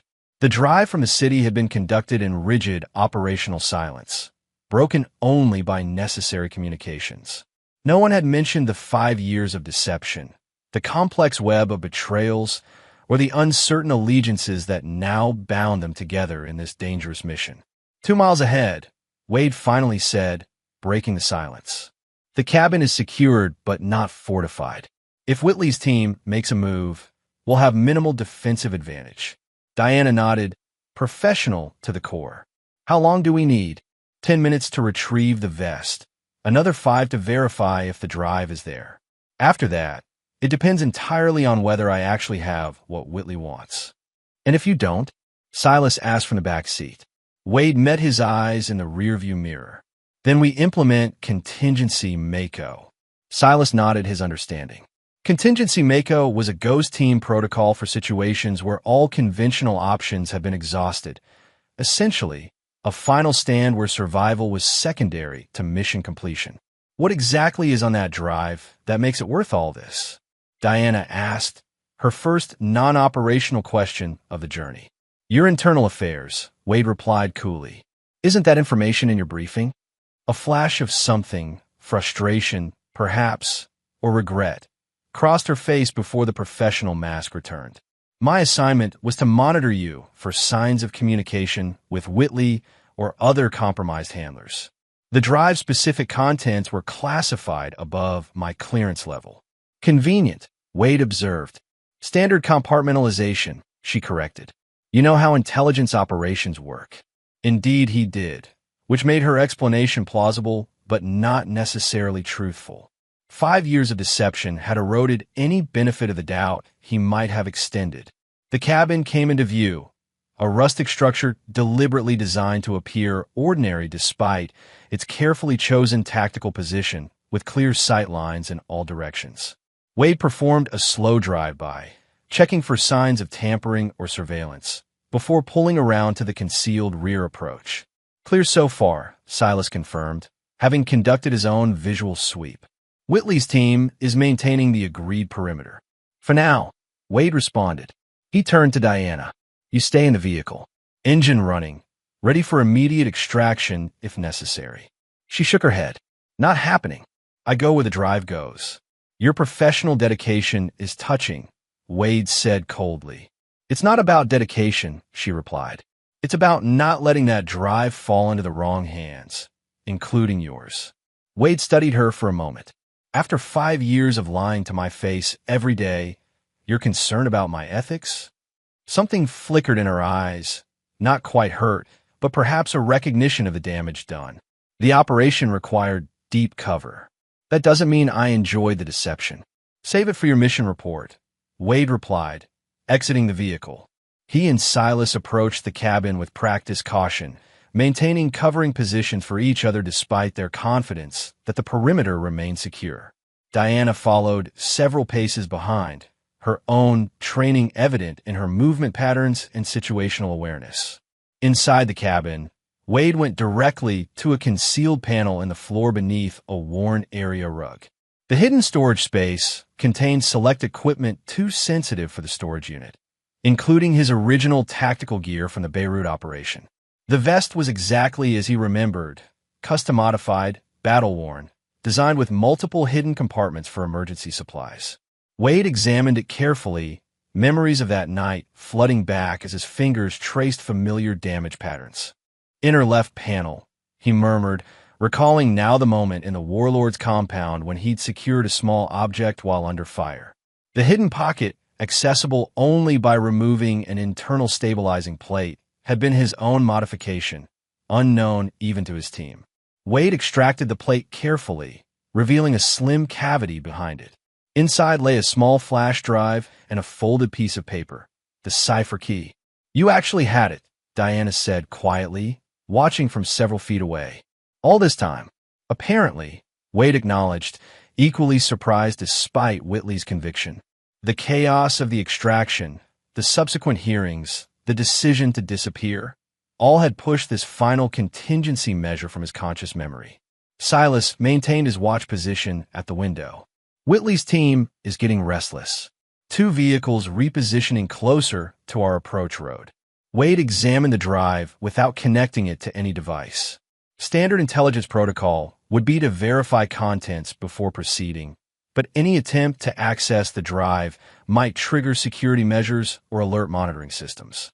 "We need to make a decision," he said, looking at Diana. "Your agency wants this drive. Whitley wants this drive. Resnick wants this drive. Everyone seems willing to kill for it. The question is, what happens once someone has it?" Diana maintained her composure, but Wade detected the subtle indicators of internal conflict. "Protocol dictates secure transport to Langley for analysis by authorized personnel only. And you believe that will happen?" Wade pressed. "That this information, whatever it is, will be properly secured rather than exploited? It's classified intelligence that belongs to the United States government," she insisted. "It's leverage," Wade corrected. Whitley called it insurance. "Information powerful enough that everyone who knows about it is either hunting it or being hunted. Once it reaches your superiors, what guarantee do we have that it won't be used exactly as Whitley intends to use it?" Diana hesitated, and in that hesitation, Wade saw confirmation of his suspicion. She had doubts about her own chain of command. "2 minutes," Silas warned from the window. "Whitley's lead vehicle is moving to block the access road." Decision time. Wade weighed options, calculating scenarios with the cold efficiency that had kept him alive through decades of high-risk operations. Finally, he reached a conclusion. "We split up," he announced. Silas takes the actual drive and heads north through the forest trail. Diana and I take a decoy and head back toward the main road as planned. Whitley's team will follow us, giving Silas time to reach the secondary extraction point. Diana's eyes narrowed. "And what happens to the drive after that?" "It goes where it can do the least damage," Wade answered. "To someone with no personal stake in its contents." Hammond, Silas realized. Wade nodded. "He's the only one in this mess who's consistently prioritized operational integrity over personal gain." "I can't allow that," Diana stated firmly. "That drive contains classified intelligence that your superiors may be as willing to exploit as Whitley," Wade interrupted. "You've spent 5 years investigating internal corruption. Are you certain your own chain of command is clean?" The question hit its mark. Diana's hesitation revealed her uncertainty. "Time's up," Silas reported. "Vehicles approaching from both directions." Wade made the final call. "Implement the split. Silas, you have the package. Diana and I will draw their attention." He handed Silas the drive and cipher key, then passed Diana a similar-looking flash drive from his equipment cache. "This contains enough classified data to be convincing upon initial inspection." Silas moved to the rear exit, pausing briefly. "If this goes sideways." "Mako protocol," Wade confirmed. "Complete the mission at all costs." The 2 men exchanged a brief nod, the understated acknowledgement of operators who understood the potential finality of their decisions. As Silas disappeared into the forest behind the cabin, Wade turned to Diana. "Ready to continue your performance as my wife one last time?" Something unreadable crossed her face before she responded. "Let's finish this." They exited through the main entrance, the decoy drive secured in Wade's pocket, and approached their vehicle with deliberate casualness. A couple returning from retrieving something from their weekend cabin. Nothing more. Whitley's security team was visible now, blocking both approach roads with black SUVs. As Wade and Diana reached their vehicle, Thomas Reese emerged from the lead SUV and approached them. "Whitley wants confirmation," Reese stated without preamble. Wade held up the decoy drive. "Found it exactly where I thought. Hidden compartment in my old tactical vest." Reese studied him carefully. "He'll want to verify contents before you leave." "That wasn't our agreement," Wade countered. "Verification occurs at the neutral location we established." "Plans change," Reese replied simply. "Whitley's waiting at the main road. You ride with us." Diana stepped forward. "That violates our established protocol. We maintain possession until—" "This isn't a negotiation," Reese interrupted. "Whitley suspected you might try something creative, which is why we've had the cabin under surveillance since before you arrived." Wade's mind raced, calculating the implications. If they'd been watching the cabin, they might have seen Silas leave with the actual drive. "If you had surveillance on the cabin," Wade challenged, "you'd know exactly what we found and where we stored it." Reese's expression didn't change, but a subtle tension in his posture told Wade what he needed to know. They were bluffing. They had followed protocol and maintained the agreed perimeter, which meant Silas had a chance. "We don't have time for games," Reese stated. "Whitley wants the drive. Now." Diana moved closer to Wade, her body language shifting subtly into a defensive position. "We understand, but rushing this makes everyone nervous. Let's all take a breath and proceed according to the established plan." Wade recognized her attempt to de-escalate, buying time for Silas to put distance between himself and the cabin. He decided to support her approach. "The drive's right here," Wade said, holding up the decoy. "I'm not trying to withhold it. I just want to ensure everyone honors their commitments." Reese studied them both, his training allowing him to sense the subtle coordination between them. "Something's off," he concluded. "You two are working together too smoothly for people who just discovered mutual betrayal." "Survival creates strange alliances," Wade replied. Reese's hand moved toward his concealed weapon. "Final opportunity. You both come with me to Whitley, now or—" The distant sound of a vehicle engine roaring to life interrupted him. One of Whitley's SUVs, previously positioned at the forest edge of the property, suddenly accelerated down the gravel path away from the cabin. Reese immediately recognized the implications. "Silas," he growled, raising his radio. "Target 3 is mobile with package. Southeast Access Road." Wade used the momentary distraction to close the distance, executing a strike to Reese's radio hand while simultaneously drawing him off balance. Diana moved with surprising coordination, retrieving her concealed weapon and covering their position against the remaining security personnel who were now emerging from their vehicles. "Run," Wade commanded, already maneuvering Reese into a restrained position. "Get to the vehicle." Diana hesitated only a fraction of a second before sprinting toward their SUV. The security team opened fire, but Wade had positioned himself and Reese to block their clear shots, using his former teammate as both shield and hostage. "Tell them to stand down," Wade demanded, applying precise pressure to Reese's carotid artery. Reese, true to his training, simply smiled grimly. "You won't make it out of these mountains alive, Spectre." "Neither will you if they keep firing," Wade noted as bullets impacted nearby trees.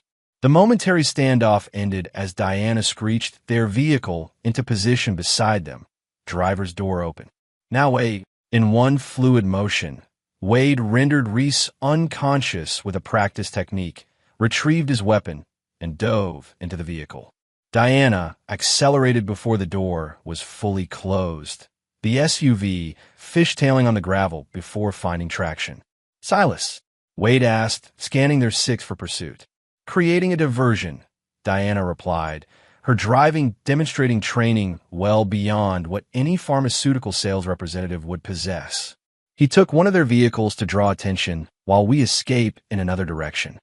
Smart, Wade acknowledged, but not sustainable.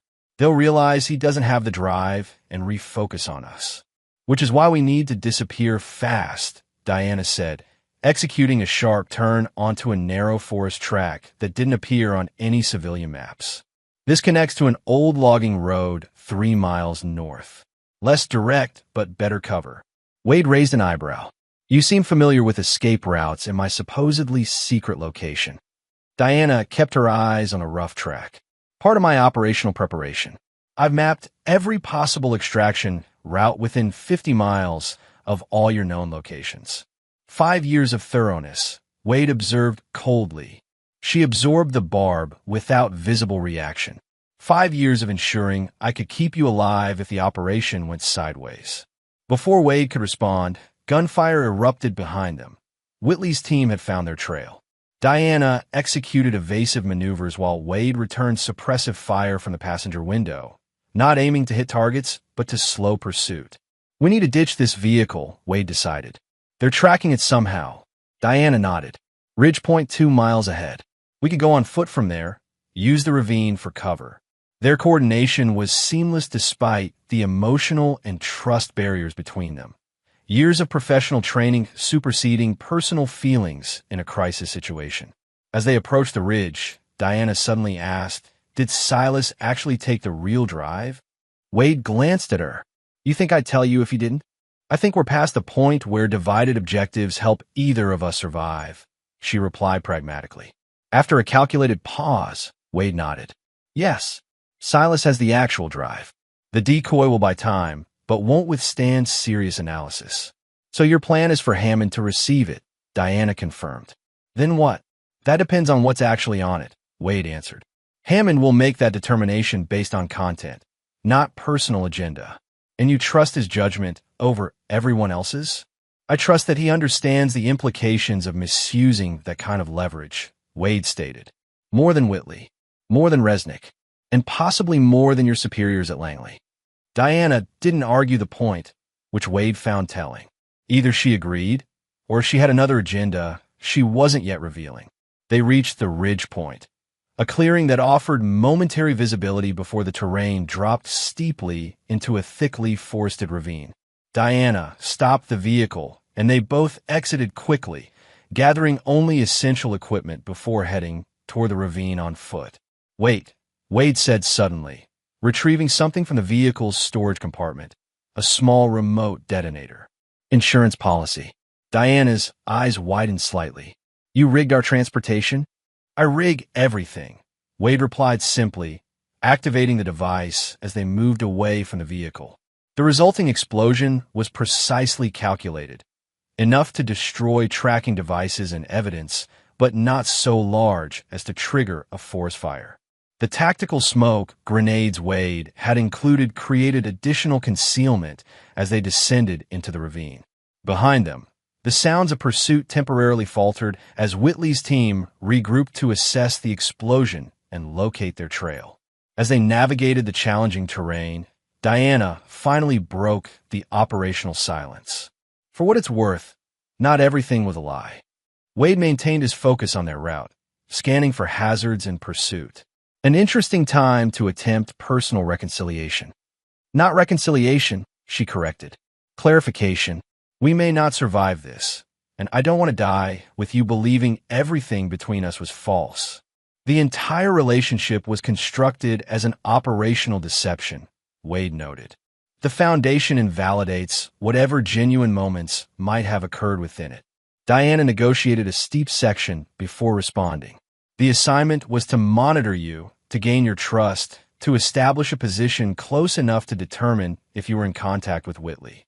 The marriage was the operational framework. She paused. How I performed within that framework was my choice. Wade vaulted over a fallen tree, extending a hand automatically to assist her, a gesture of ingrained habits from 5 years together. Stockholm Syndrome works both ways, he observed.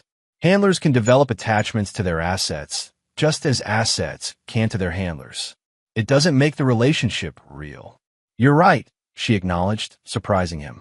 It wasn't real in the conventional sense, but it wasn't entirely manufactured either. The conversation paused as they both detected movement on the ridge above them. Whitley's team had found their trail faster than anticipated. They increased their pace, using the natural cover more aggressively. Does it matter?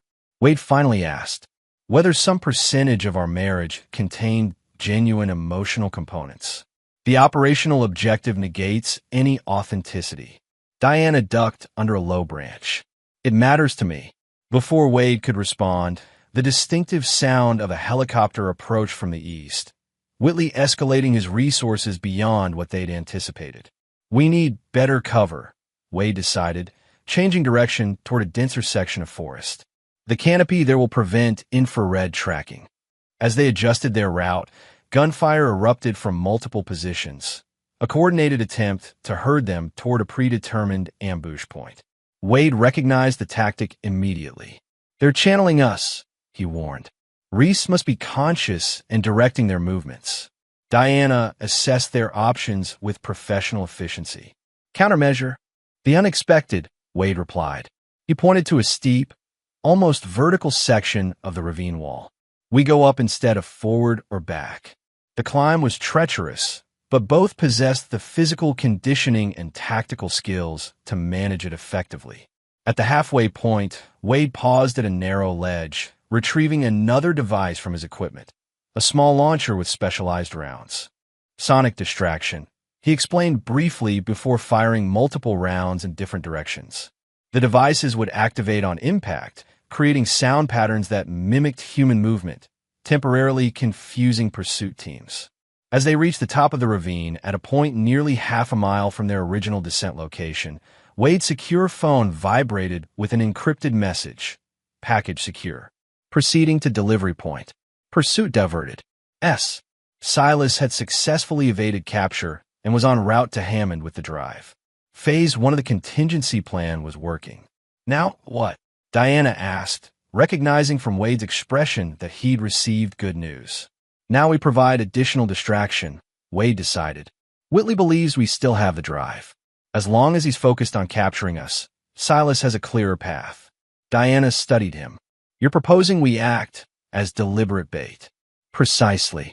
She considered this. Tactically sound, but extremely high risk.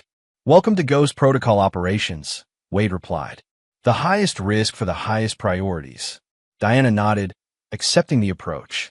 So we make ourselves visible enough to maintain pursuit without being catchable. Exactly. And we head toward a specific destination. Wade oriented himself, confirming their position against mental topographical maps. There's an old hunting lodge 3 miles northwest. Defensible position, multiple exit routes, and most importantly, an emergency cache I established 2 years ago. More weapons. Among other things, Wade confirmed, including communication equipment that can't be monitored by conventional means. They set off at a sustainable pace, deliberately leaving enough sign of their passage to be tracked without making it too easy. The helicopter continued to sweep the area, but remained focused on their original descent path, thanks to the sonic distractions. As they traveled, Wade found himself studying Diana, the woman he'd believed was Lorraine, with new understanding. Her movements, her tactical decisions, her situational awareness all reflected the trained operative she truly was rather than the civilian persona she'd maintained for 5 years. You were CIA before internal affairs, he observed, connecting patterns in her behavior with operational backgrounds he recognized. She glanced at him. Field operations, specialized in deep cover placements. For major assignments before being recruited to internal affairs for the Whitley investigation. Which explains your comfort with long-term deception, Wade noted. Diana accepted the implied criticism without defense. The work requires certain psychological adaptations. Compartmentalization, dissociation, identity, fragmentation. Wade enumerated, familiar with the necessary psychological mechanisms from his own operational history. Yes, she acknowledged, but the fragments sometimes blur. Lines become less distinct over time. Wade understood the admission for what it was, an acknowledgement that her performance as Lorraine had not remained entirely professional, that elements of genuine emotional connection had developed despite operational parameters. The tracking helicopter suddenly changed direction, banking sharply toward their position. "They've spotted us," Diana warned, immediately moving toward denser cover. Wade assessed their options. "We're still 2 miles from the lodge. We need to divide their attention." He quickly formulated a tactical approach. "Split up. You continue northwest toward the lodge. I'll circle east to draw the aerial surveillance, then rejoin you." Diana shook her head. "They'll just divide their forces to pursue both trails." "Not if they believe I have the drive," Wade countered. He removed the decoy from his pocket and handed it to her. "Take this. I'll keep the cipher key visible enough to convince them I've still got both pieces." She hesitated. "That puts you at significantly higher risk. I'm more familiar with the terrain and have more experience evading this type of pursuit," Wade pointed out pragmatically. "And you need to reach the communications equipment at the lodge to contact your extraction team." After a brief tactical calculation, Diana nodded. "Rendezvous at the lodge in 90 minutes. If either of us doesn't arrive by then, the other proceeds with their respective mission." "Agreed." Before they separated, Diana held his gaze for a moment. "Be careful, Wade." "Operational concern?" he asked neutrally. "Not entirely," she replied, then disappeared into the forest heading northwest. Wade moved in the opposite direction, deliberately making himself visible enough for the helicopter to spot him before ducking back into cover. The gambit worked. The aerial pursuit immediately focused on his direction, while ground teams could be heard redirecting toward his location. For the next hour, Wade employed every evasion technique in his extensive training, creating false trails, using natural features to mask his heat signature from infrared, and occasionally allowing himself to be glimpsed just long enough to maintain pursuit without being caught. The entire time, his mind processed the operational dynamics alongside the personal revelations of the past days. Diana/Lorraine, Whitley, Resnick, the drive, the 5-year deception, all pieces in a complex puzzle that was finally taking recognizable form. By the time he approached the hunting lodge using a circuitous route designed to detect any potential ambush, Wade had reached several conclusions about both the mission and his marriage. Whether those conclusions would matter depended entirely on surviving the next few hours. He detected Diana's presence before seeing her. Subtle signs of position adjustment, controlled breathing, the almost imperceptible sound of a weapon being readied. "It's me," he announced quietly, approaching from an unexpected angle. She emerged from concealment, lowering her weapon. "You're 15 minutes early." Pursuit was more persistent than anticipated, Wade explained. "I had to eliminate 2 trackers." Her expression remained neutral, but her eyes asked the question. "Non-lethal," Wade confirmed. "They'll wake up with headaches and damaged professional pride. Nothing more." Diana nodded, relaxing slightly. "The lodge is secure. I've located your cache and established communications with my extraction team. They're on standby 20 miles south, awaiting coordinates." Wade moved past her to the lodge, a simple but sturdy structure deliberately unmaintained in its exterior appearance to discourage casual visitors while remaining structurally sound. Inside, Diana had already activated the equipment from his hidden cache, specialized communications gear, weapons, tactical supplies, and most importantly, a secure satellite connection unlinked to any conventional network. "Any word from Silas?" she asked as Wade checked the perimeter security measures. "Not since confirmation of package security," Wade replied. "Radio silence is part of the protocol. He'll contact again only after delivery or if compromised." Diana watched him work efficiently through the security and communication procedures. "Your contingency planning is impressive. Multiple caches, secure locations, communication protocols, all maintained for 5 years while pretending to be a simple security guard with anger issues. Just as you maintain deep cover as a loving wife while reporting my every move to your handlers," Wade observed without looking up from the equipment. Not every move, Diana corrected quietly. Wade paused, finally meeting her eyes. Meaning there were aspects of our life together I deemed irrelevant to the investigation. Private moments that had no bearing on whether you were communicating with Whitley or possessed classified intelligence. You selectively reported, Wade clarified. I maintained operational focus while preserving certain boundaries, she amended. Before Wade could respond, the satellite communication system indicated an incoming secure transmission. He activated the reception protocols, revealing Hammond's face on the encrypted video link. Situation update, Hammond demanded without preamble. Package in transit with Ghost 2, Wade reported. Estimated delivery within 3 hours, assuming no further complications. Pursuit diverted toward our position as planned. Hammond nodded, processing the information with characteristic efficiency. Ghost 2 made contact 20 minutes ago. His position is secure, but he's detected flanking movement, suggesting Whitley has divided his resources.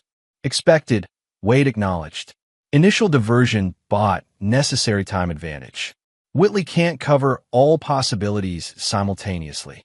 Hammond's expression turned grave. There's a complication. Victor Resnick has arrived ahead of schedule. His team attempted to intercept Whitley at the hotel, but arrived after your departure.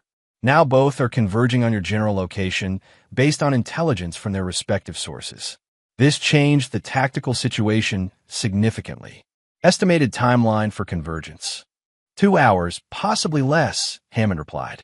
Resnick brought substantial resources, private military contractors, advanced surveillance equipment, air support. If he and Whitley join forces, even temporarily, to locate the drive. They won't, Wade concluded confidently. Their objectives are mutually exclusive. Resnick wants the drive to protect his family's assets and eliminate evidence. Whitley wants it to leverage the information for personal gain and influence. Regardless, Hammond continued, the situation has escalated beyond our initial parameters. I'm authorizing full Mako protocol. Diana tensed visibly at this, recognizing the terminology from her intelligence background. Mako protocol essentially removed all operational restrictions, authorizing extreme measures to complete the mission regardless of collateral consequences. Understood, Wade acknowledged solemnly. And the contingency package. In position, Hammond confirmed. Awaiting your activation signal. Wade nodded. We'll proceed as planned. Updates as circumstances permit. The communication ended, leaving Wade and Diana in momentary silence as they processed the implications. What's the contingency package? Diana finally asked. Wade studied her, weighing operational security against the practical reality that they were now irrevocably linked in this mission, regardless of their conflicting ultimate objectives. Insurance, he answered simply. In case Whitley or Resnick breach containment parameters. Diana recognized the deliberate vagueness, but didn't push further. Instead, she focused on immediate tactical considerations. If Resnick's team is approaching from the south and Whitley's from the east, our extraction options are severely limited. We're not extracting yet, Wade corrected. Silas needs more time to reach the delivery point with the drive. Our role is to maintain the diversion as long as possible. That's suicide against their combined resources, Diana objected. Wade moved to the cache, retrieving additional equipment. Not if we redirect their attention toward each other rather than us. Understanding dawned in Diana's eyes. You're going to pit them against each other. They're already fundamentally opposed, Wade explained. Resnick believes Whitley stole the intelligence about his family's hidden assets. Whitley knows Resnick will eliminate him if he gets the chance. Their temporary cooperation is purely pragmatic and inherently unstable. So we exploit that instability, Diana concluded. Ow! Wade extracted a specialized communication device from the cache. By giving each exactly what they expect to hear from the other. For the next 20 minutes, Wade programmed the device with voice samples and message content designed to create maximum discord between Whitley and Resnick's forces. The technology, far beyond anything commercially available, could replicate communication patterns and vocal characteristics with enough authenticity to temporarily deceive even trained operators. This will buy us perhaps 30 minutes of confusion, Wade estimated, during which we need to relocate to a more defensible position. He pointed to a topographical map of the area. Here, abandoned fire watchtower on the northern ridge. Higher ground, better visibility, multiple escape routes, and another cache I established. Diana studied the map, noting the tactical advantages of the position. 40-minute hike over difficult terrain. Will be exposed for at least part of the approach. Hence the need for our friends to be thoroughly distracted, Wade confirmed. As they prepared to depart, Diana hesitated. There's something you should know. About Silas. Wade paused, attention sharpening. What about him? He wasn't just acting as your former teammate when he helped with the plan, she revealed. He's been an active CIA asset for the past 3 years, specifically assigned to monitor potential approaches to you from Whitley's network. The revelation landed like a physical blow. Silas is your asset. Not mine personally, Diana clarified. Different operational division, same ultimate objective. Protecting classified intelligence from compromise. Wade processed this new layer of deception. Another trusted connection revealed as something entirely different than it appeared. Does he have orders regarding the drive? Diana met his gaze directly. Yes. If capture is imminent, destruction takes priority over delivery. Wade nodded slowly, having expected as much. Hammond is aware. Hammond is the one who recruited him, Diana confirmed. This final piece clicked everything into place for Wade. The entire situation, from his marriage to Lorraine/Diana to Silas's unexpected appearance when needed, had been part of a coordinated long-term operation to locate and secure the intelligence from Beirut. So, I've been at the center of an elaborately orchestrated operational theater for 5 years, Wade observed, his voice deliberately neutral despite the profound implications. My life as Wade Blackwood was never my own creation, but a monitored containment environment. Diana didn't deny it. The intelligence community couldn't risk the drive falling into the wrong hands. Your disappearance after Beirut created an unprecedented security vulnerability. The Ghost Protocol meant normal monitoring channels were ineffective. So you created artificial monitoring channels instead, Wade concluded. A fake wife, a compromised teammate, probably others I haven't identified yet. Not fake, Diana corrected quietly. Operational. The distinction without a difference didn't merit response. Wade finished gathering the necessary equipment and moved toward the exit. Let's go. Regardless of who's been manipulating whom, we still need to reach the watchtower before Whitley and Resnick's forces untangle the disinformation. As they departed the lodge, Wade activated the first of the simulated communications. A message apparently from Whitley's team to their leader indicating visual confirmation of Resnick moving to flank his position. The corresponding message, seemingly from Resnick's team, warned of Whitley's forces establishing ambush parameters. The resulting radio chatter, which they monitored as they moved north toward the watchtower, confirmed the effectiveness of the deception. Both teams immediately adjusted their movements to counter the perceived threats from each other, temporarily reducing their focus on tracking Wade and Diana. They made good progress through the challenging terrain, Wade's intimate knowledge of the landscape allowing them to utilize natural features for concealment while maintaining efficient movement. Halfway to the watchtower, Wade's secure phone vibrated with another message from Silas, perimeter breach. Secondary extraction active. Package secure, but compromised pursuit. Implementing fail-safe protocols. Wade's expression tightened. Silas is under pursuit. He's diverted to secondary extraction route and activated fail-safe measures. Meaning, Diana asked. He's separated the drive and cipher key, taking different routes to the delivery point, Wade explained. Standard Ghost Team protocol for high-value intelligence under compromised conditions. Diana processed this. That significantly increases the risk of total loss if either piece is captured. It also ensures that neither Whitley nor Resnick can utilize the intelligence if they capture only one component, Wade countered. Which is the primary objective? As they continued toward the watchtower, the sounds of distant gunfire confirmed that their disinformation strategy had worked perhaps too well. Whitley and Resnick's forces had engaged directly rather than merely adjusting positions. That escalated faster than anticipated, Diana observed. Men like Whitley and Resnick have limited trust thresholds, Wade replied. Once suspicion is established, confirmation bias does the rest. They reached the base of the watchtower ridge as helicopter rotors became audible again. Multiple aircraft now, suggesting both Whitley and Resnick had deployed air assets.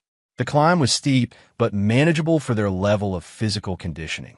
Near the top, Wade paused to assess their pursuit status, using high-powered compact binoculars to scan the surrounding terrain. Conflict has temporarily contained both forces to the southeast quadrant, he reported. But they'll sort out the deception soon. We have perhaps 20 minutes before coordinated pursuit resumes. Diana nodded, catching her breath.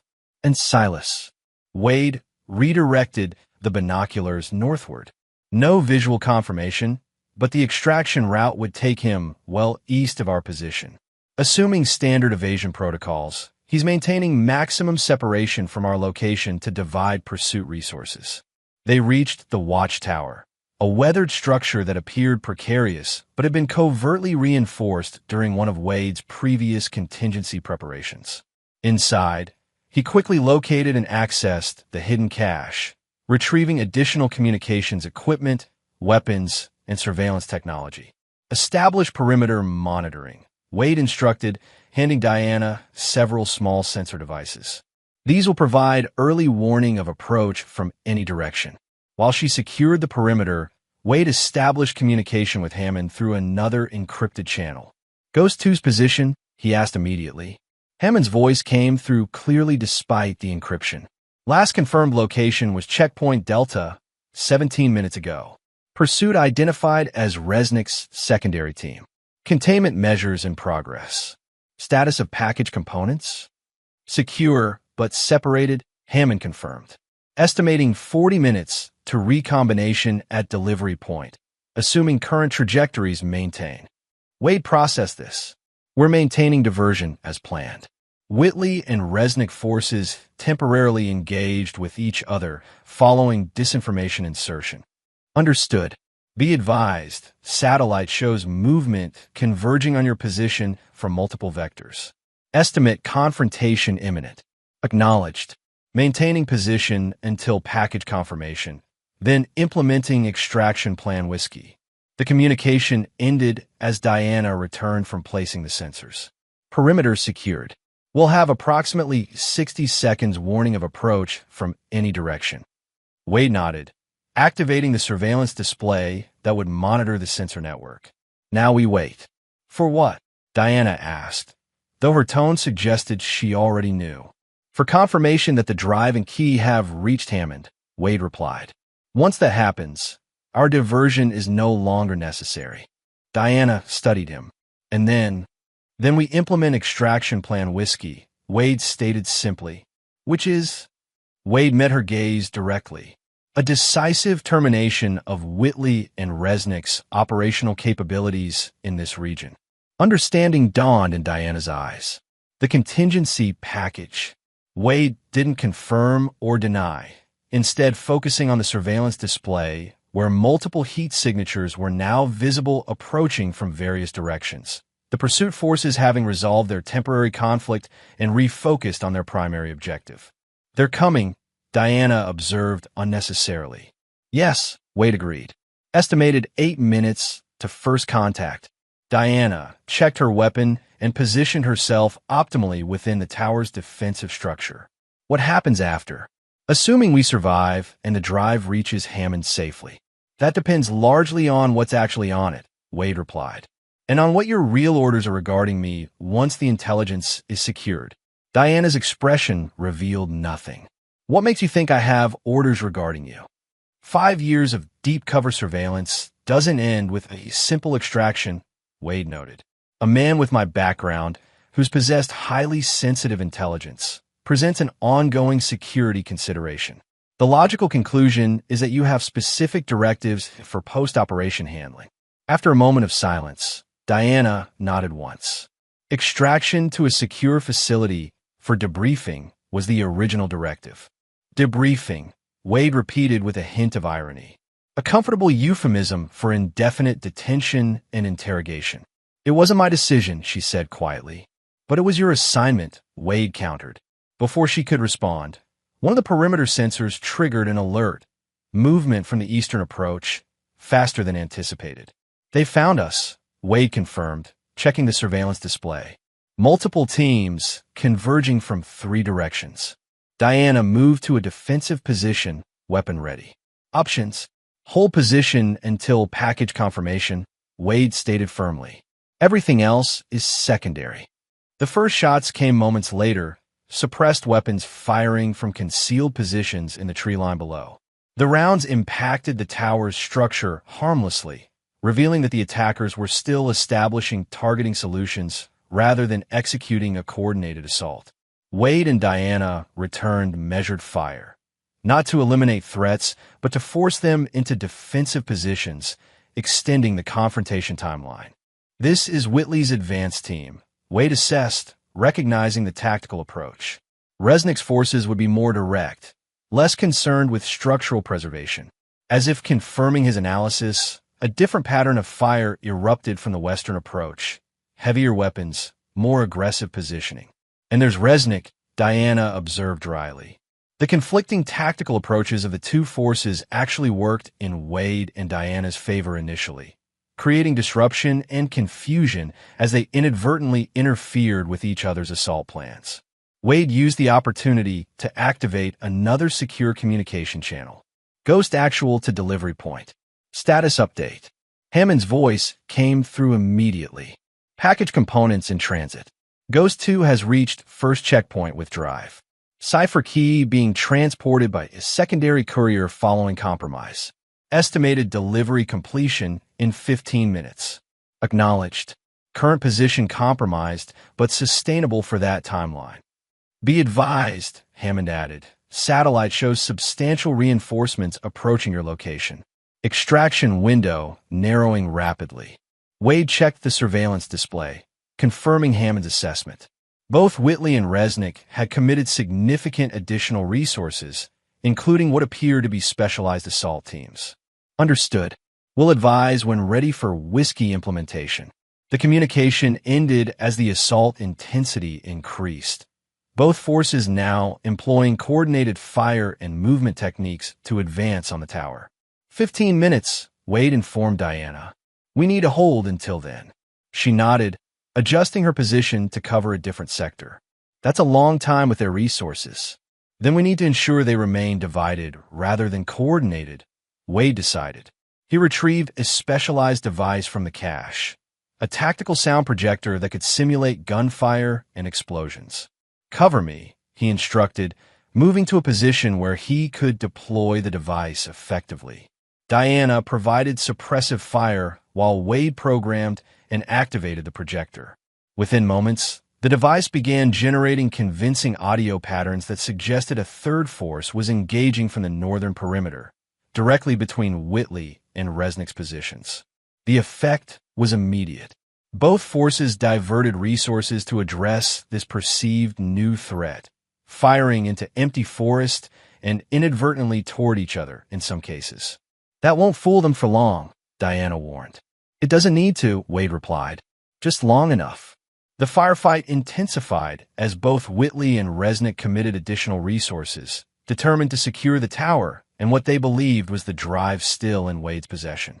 Wade and Diana maintained disciplined, conservative engagement, preserving ammunition, focusing on suppression rather than elimination, extending the confrontation without unnecessarily escalating the threat level to themselves. 10 minutes into the engagement, Wade's secure phone vibrated with a message from Hammond. Drive component secured. Awaiting cipher key. Estimated 5 minutes to complete package delivery.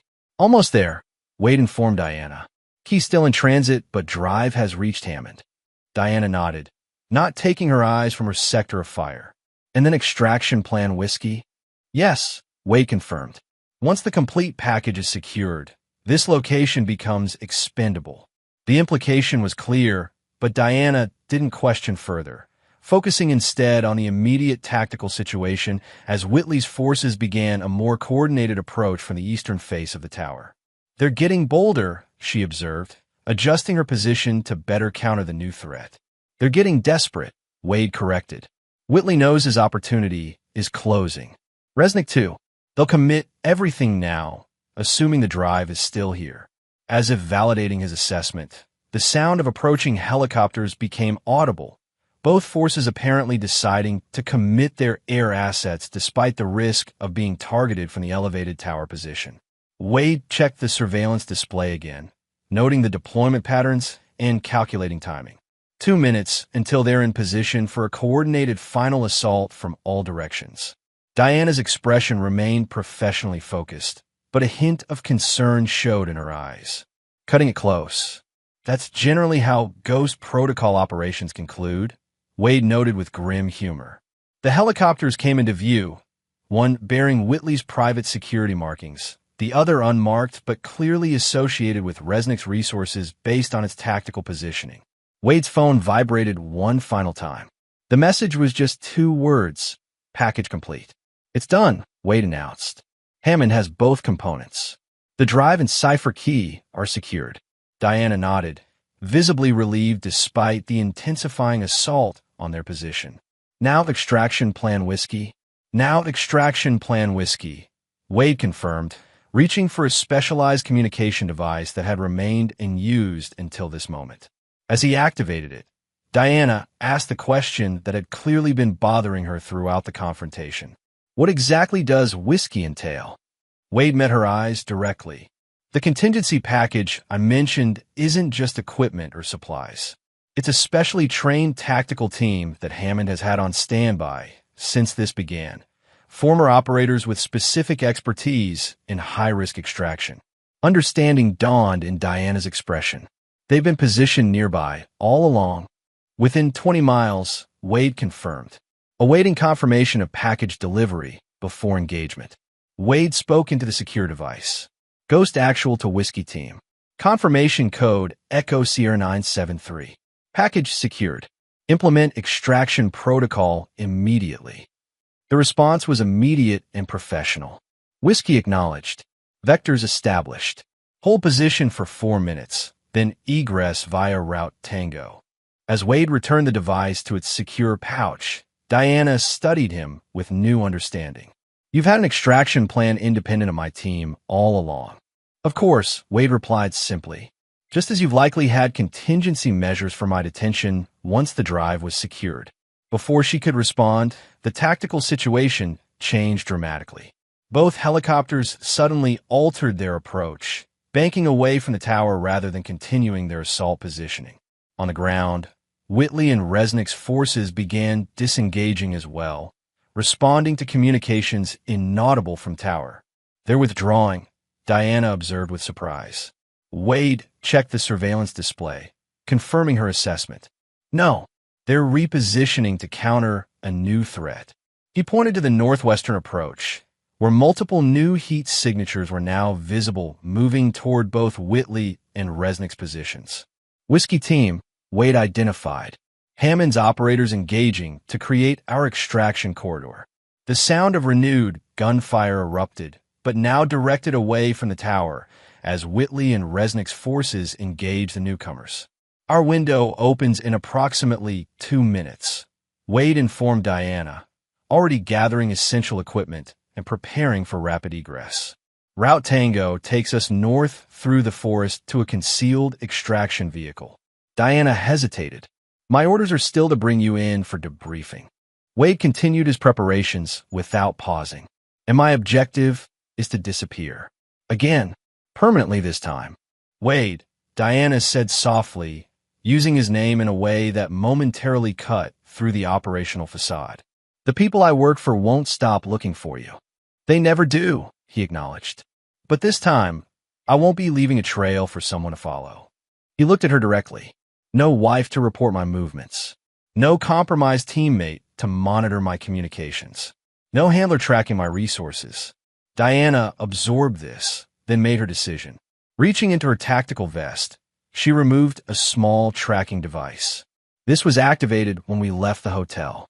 My extraction team has been following it throughout our movement in the mountains. Wade took the device without comment, studying it briefly before securing it in the tower, where it would remain after their departure. "They'll know you helped me escape," he noted. "They'll know the device remained in the tower," she corrected. "Whether that represents captivity, death, or cooperation will be a matter of interpretation." Wade recognized the professional courtesy for what it was. She was giving him a head start, but not a free pass. Her operational integrity remained intact while still acknowledging the personal complexity of their situation. "Why?" he asked simply. Diana checked her weapon one final time before responding. "Because not everything was a lie." Before Wade could respond, Whiskey Team's leader made contact through the secure channel. "Extraction route secured. Proceed immediately." Window estimated at 4 minutes before containment compromised. "Acknowledged," Wade replied. "Proceeding now." They descended the tower rapidly using the north face, which now provided the most concealment from the ongoing conflict between Whiskey Team and the combined forces of Whitley and Resnick. As they reached the ground, Wade paused to activate one final device, a specialized charge set to destroy the tower and all evidence within it approximately 7 minutes after their departure. "No loose ends," he explained briefly. They moved through the forest with practiced efficiency, Diana matching Wade's pace without difficulty, her training once again evident in her movement patterns and situational awareness. 3 minutes into their egress, they reached a concealed position overlooking the ongoing confrontation. Whiskey Team was executing a disciplined fighting withdrawal, having successfully disrupted both Whitley and Resnick's forces enough to prevent coordinated pursuit. In the distance, the distinctive sound of approaching law enforcement helicopters became audible, the final phase of Hammond's contingency plan, ensuring that whatever remained of the confrontation would quickly become entangled in official investigation, further complicating any pursuit of Wade. "Your extraction vehicle?" Diana asked as they continued north. "Half a mile ahead," Wade confirmed. "Predetermined route to a secure location for immediate identity transition and disappearance." Diana processed this. "You really are going ghost again?" "It's what I do best," Wade replied. "Disappear when the mission requires it." As they approached the extraction point, a concealed all-terrain vehicle positioned for rapid departure, the tower behind them erupted in a controlled detonation, precisely as programmed.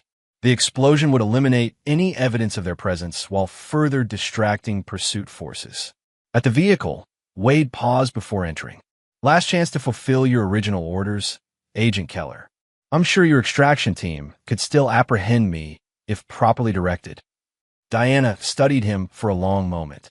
"My mission was to secure the intelligence and prevent it from falling into unauthorized hands. That objective has been accomplished." "A convenient interpretation of your parameters," Wade observed. "An accurate one," she countered. "What happens now is a matter of operational discretion." Wade recognized the professional courtesy for what it was.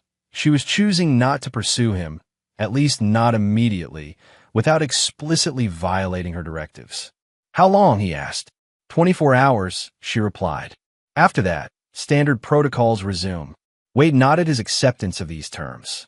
For what it's worth, Lorraine Blackwood was the closest thing to normal I've experienced in 20 years.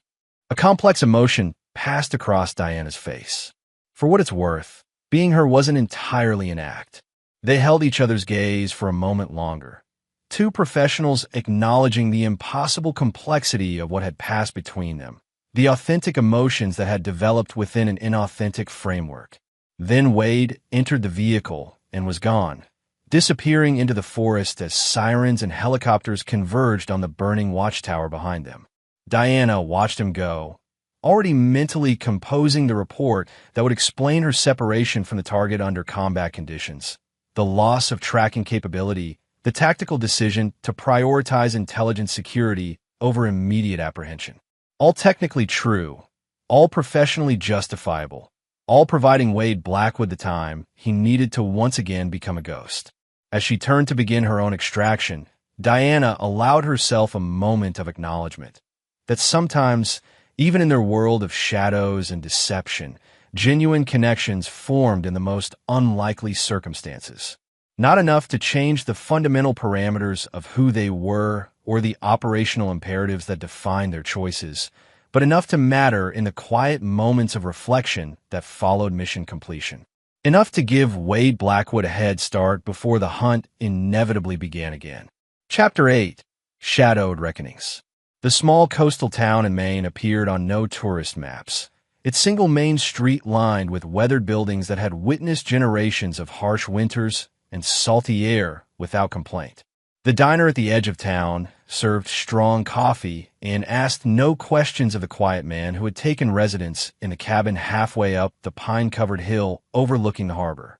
Known locally as James Barrett, former military contractor with a preference for privacy, Wade Blackwood had established himself carefully over the past 3 months since disappearing from the mountains. New identity, new background, new patterns. The Ghost Protocol implemented flawlessly once again. Hammond's retirement had come suddenly and without explanation 2 weeks after the incident, official records citing health concerns while unofficial channels whispered about disagreements with senior leadership regarding certain operational decisions. His replacement knew nothing of Ghost protocols or assets that officially didn't exist. The drive and cipher key, according to carefully cultivated information sources, had been secured in a specialized containment facility within Langley, accessible only to those with the highest security clearances. Whatever secrets it contained about hidden gold, compromised officials, or shadow networks remained securely locked away, at least for now. Wade maintained his routine with disciplined consistency. Morning runs along the coastal path, occasional meals at the diner, supply purchases from the local general store, always friendly but never familiar. The perfect forgettable neighbor who generated no interest and invited no questions. Until the morning he returned from his run to find Victor Resnick sitting calmly on his porch. Commander Blackwood, Resnick greeted him in a thick Eastern European accent. Or James Barrett, if you prefer. May I offer congratulations on another exemplary disappearance. Wade assessed the situation instantly. Resnick was alone, visibly at least, and making no threatening movements. His expensive but understated clothing suggested he had come in person rather than sending operatives, a sign of either respect or necessity. How did you find me?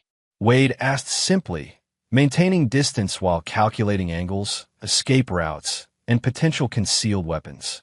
Resnick smiled slightly. I didn't. Howard Hammond did. The mention of Hammond sent a chill through Wade. Hammond is retired. Indeed he is, Resnick agreed. Currently enjoying the climate of a small island in the Caribbean that has no extradition treaty with the United States. An expensive retirement for a man on a government pension. The implication was clear. You turned Hammond. I presented options, Resnick corrected. Just as I'm here to present options to you. Wade remained outwardly calm while mentally reviewing the cabin's defensive measures and weapon caches. I'm listening. 3 months ago in the mountains, a drive containing information about my family's assets was secured by U.S. intelligence, Resnick began.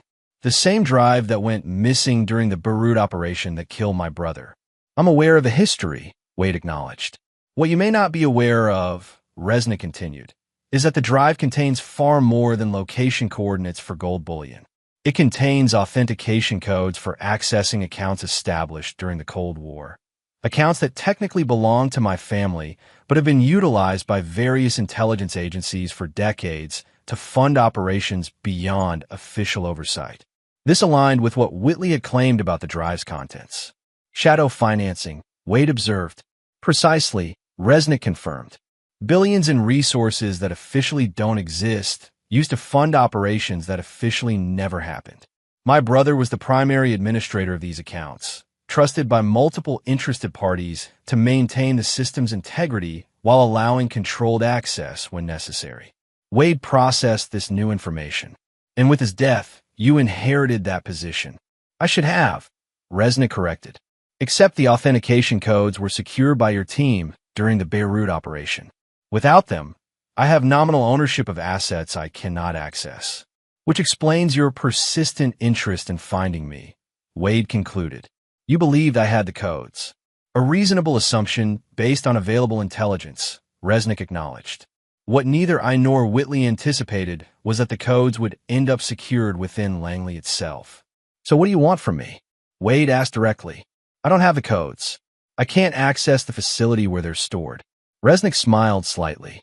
But you know someone who can. The realization was immediate. Agent Keller. Indeed, Resnick confirmed.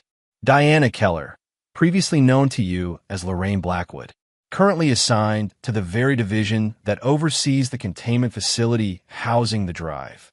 Wade maintained his neutral expression despite the mention of Diana. He had deliberately avoided seeking information about her whereabouts or activities since their separation in the mountains. Even if that's true, what makes you think she would risk her career and freedom to access classified intelligence for you? Not for me, Resnick corrected. For you. Wade laughed without humor. You significantly misunderstand our relationship. Do I? Resnick asked mildly. My sources indicate she provided you a 24-hour head start before resumption of pursuit protocols. A professional courtesy that nearly cost her her position within the agency. This was new information. Wade had assumed Diana had simply filed reports that technically fulfilled her obligations while allowing him time to disappear. If she had explicitly delayed pursuit, what exactly are you proposing? Wade asked, refocusing on the immediate situation.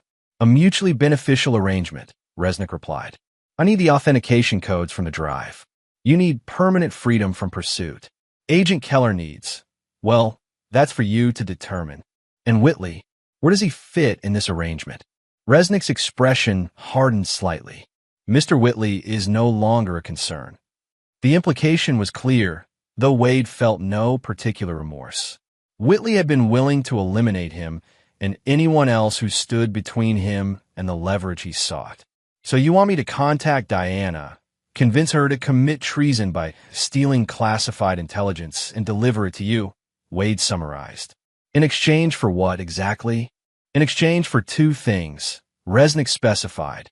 First, financial resources sufficient to establish a new identity that would never be compromised, accounts, properties, documentation beyond even Ghost Protocol standards. And second, confirmation that your role in the Beirut operation has been permanently expunged from all records, Resnick stated. No one would have reason to hunt Commander Blackwood, because Commander Blackwood would officially have never existed. The offer was precisely calculated to appeal to Wade's primary objectives, permanent security and freedom from pursuit. Whether Resnick could actually deliver on such promises was another question entirely. And if I decline? Wade asked, though he already knew the answer. Then I provide certain interested parties with your current location and identity, Resnick replied matter-of-factly. Not just U.S. intelligence, but various other organizations who maintain an interest in the individuals involved in the Beirut operation. A death sentence, effectively. Once found, Wade would spend whatever remained of his life either in a classified detention facility or hunted by multiple international entities. How do I contact you with my decision? Wade asked, neither accepting nor rejecting the proposal. Resnick placed a secure phone on the porch railing. This device is untraceable and secure.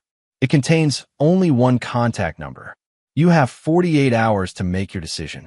With that, he stood and walked calmly down the path to where a nondescript sedan waited at the road below.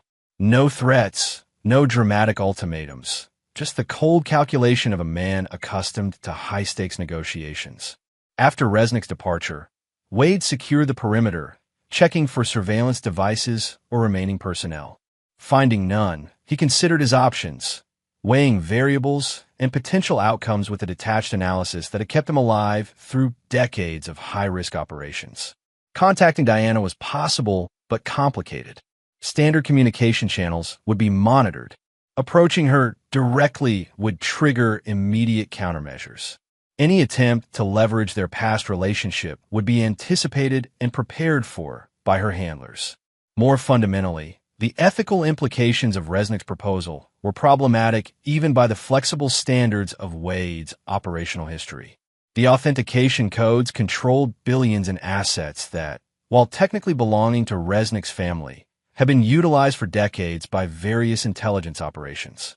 Returning them to Resnick's control would have far-reaching consequences beyond Wade's personal situation. As evening fell, Wade made his decision. He activated the secure phone provided by Resnick and dialed the single program number. "You've decided quickly," Resnick answered without preamble. "I need proof," Wade stated, "of Hammond's involvement, of your ability to deliver what you've promised, and of Whitley's current status." "Reasonable requests," Resnick acknowledged. "Check your email in 1 hour." After ending the call, Wade accessed a secure laptop that connected to one of several anonymous email accounts he had established upon arriving in Maine. Exactly 1 hour later, a message arrived containing 3 encrypted files. The first contained banking information for an account in Hammond's name in the Cayman Islands, showing a deposit of $5 million dated 2 weeks after the mountain incident, along with photographs of Hammond at a beachfront property that matched Resnick's description. The second contained documentation of a complete identity package: passports, licenses, property deeds, banking records, educational and employment history, for a man named Michael Harrington. The quality was exceptional, beyond even what Wade's Ghost Protocol resources could typically provide. The third contained a single image: Clarence Whitley, unmistakably deceased, in what appeared to be a hotel room. Wade studied all 3 files carefully, looking for inconsistencies or manipulation. Finding none, he was left with the unavoidable conclusion that Resnick could indeed deliver what he had promised. The question remained whether Wade was willing to pay the required price. After careful consideration, he made his second call on Resnick's secure phone. "I'll make contact," Wade stated when Resnick answered. "But I need operational parameters clearly established. What specifically do you need from the drive? And how do you propose the exchange would occur?" "Only the authentication codes," Resnick specified, "not the entire contents. The exchange would be handled through intermediaries at a neutral location of your choosing." "And Diana's safety?" Wade asked, the question revealing more than he intended about his priorities. "Would be guaranteed in writing, with financial security comparable to what I've offered you," Resnick assured him. "I have no interest in retribution, Commander. Only in recovering what rightfully belongs to my family." After establishing additional operational details and contingencies, Wade ended the call with a final notice: "I'll make initial contact. Whether anything proceeds from there depends entirely on her response. I won't coerce or manipulate her into this." "I would expect nothing less from a man of your principles," Resnick replied, a hint of genuine respect in his voice. The following morning, Wade implemented the first phase of the contact protocol, using channels that had been established years earlier during Ghost Team operations, channels known only to former team members and specific handlers. He sent a coded message that would eventually reach Diana without triggering standard monitoring systems. The message was simple: echoes of mountains. Coffee at sunrise. The place where promises began. To anyone monitoring intelligence communications, it would appear as random data without context. To Diana, if she remembered their conversations during 5 years of marriage, it would identify the sender, suggest a meeting, and specify the location: the coffee shop where they had first met when Wade was 9 months into his security guard identity. Whether she would respond, whether she would come, whether she would even consider Resnick's proposal, all remained unknown variables in an increasingly complex equation. As Wade prepared for potential outcomes, he reflected on the irony of his situation. 5 years ago, he had disappeared to escape the consequences of the Beirut operation. Now he was considering actions that would irrevocably tie him to those same consequences, all to secure the freedom he had sought in the first place. And at the center of this decision was Diana Keller, the woman who had lived as Lorraine Blackwood, who had systematically betrayed him for 5 years while creating a connection that somehow, against all operational logic, had developed authentic elements. Whether those elements were sufficient to build even temporary trust remained to be seen. 3 days later, Wade sat at a corner table in the coffee shop that had witnessed the beginning of their counterfeit relationship. Positioned with clear sight lines to all entrances and exits, he sipped mediocre coffee and maintained a relaxed demeanor of someone simply enjoying a morning break. At precisely 7:17 a.m., the exact time they had first met 6 years earlier, Diana walked through the main entrance. She looked different than she had in the mountains. Her hair styled differently, her clothing more formal, her entire bearing more aligned with her true professional identity than the Lorraine persona. Yet Wade could see elements of both women in her movement patterns, her subtle expressions, the way she scanned the room with practiced nonchalance. She spotted him immediately but approached the counter first, ordering coffee before making her way to his table. No overt surveillance followed her, though Wade recognized the indicators of standard counter-surveillance measures in her behavior. She had taken precautions to ensure she wasn't followed. "You look well," she observed as she sat across from him, placing her coffee on the table between them. "Maine agrees with you." Wade didn't bother asking how she knew his location. "I'm surprised you came." "Professional curiosity," she replied. "Your message suggested urgency without immediate threat. An interesting combination." "And personal curiosity had no influence?" Wade asked, studying her carefully. Something flickered across her features, a momentary break in the professional facade. "Let's focus on why you risked contact after successfully disappearing for 3 months. Wade nodded, accepting the redirection. "Victor Resnick found me 3 days ago." Diana's expression remained controlled, but her body language shifted subtly into a more alert posture. "How?" "Hammond," Wade answered simply. Apparently retirement on a government pension wasn't sufficiently comfortable. Diana processed this. "Hammond sold your location to Resnick in exchange for $5 million in a Cayman account and a beachfront property beyond extradition." Her jaw tightened slightly, the betrayal clearly affecting her despite her professional detachment. "And Resnick wants the drive. Specifically, the authentication codes it contains," Wade clarified. "He claims they control access to accounts his family has administered for decades, accounts used to finance off-book operations for various intelligence agencies." Diana didn't confirm or deny, but her lack of surprise was telling. "And he wants me to help you acquire these codes?" "Yes. In exchange for complete identity packages for both of us, documentation, financial resources, properties, backgrounds that would never be compromised, and permanent expungement of all records connecting us to Beirut or subsequent operations." Diana's expression remained neutral, but Wade could see the calculations happening behind her eyes, assessing validity, weighing options, considering implications. "What happened to Whitley?" she asked after a moment. "Resnick happened to Whitley," Wade replied simply. "He's been eliminated." Diana nodded, having expected as much. "And you believe Resnick can deliver what he's promising?" "I've seen evidence of his capabilities," Wade confirmed.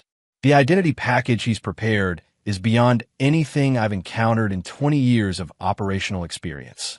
"So you've already decided to proceed," Diana observed. "I've decided to present the option," Wade corrected. "Whether it proceeds depends entirely on your decision." Diana studied him carefully. "Because you won't do this without me?" "Because I can't," Wade acknowledged. "The containment facility where the drive is secured is beyond my access capabilities. And because I won't manipulate you into this. After 5 years of deception in both directions, we've earned at least that much honesty." The statement hung between them, an acknowledgement of their complex history and the strange foundation of trust that had somehow developed within it. "There's something you should know," Diana said finally. "About the authentication codes Resnick wants." Wade waited, recognizing the significance of whatever she was about to reveal.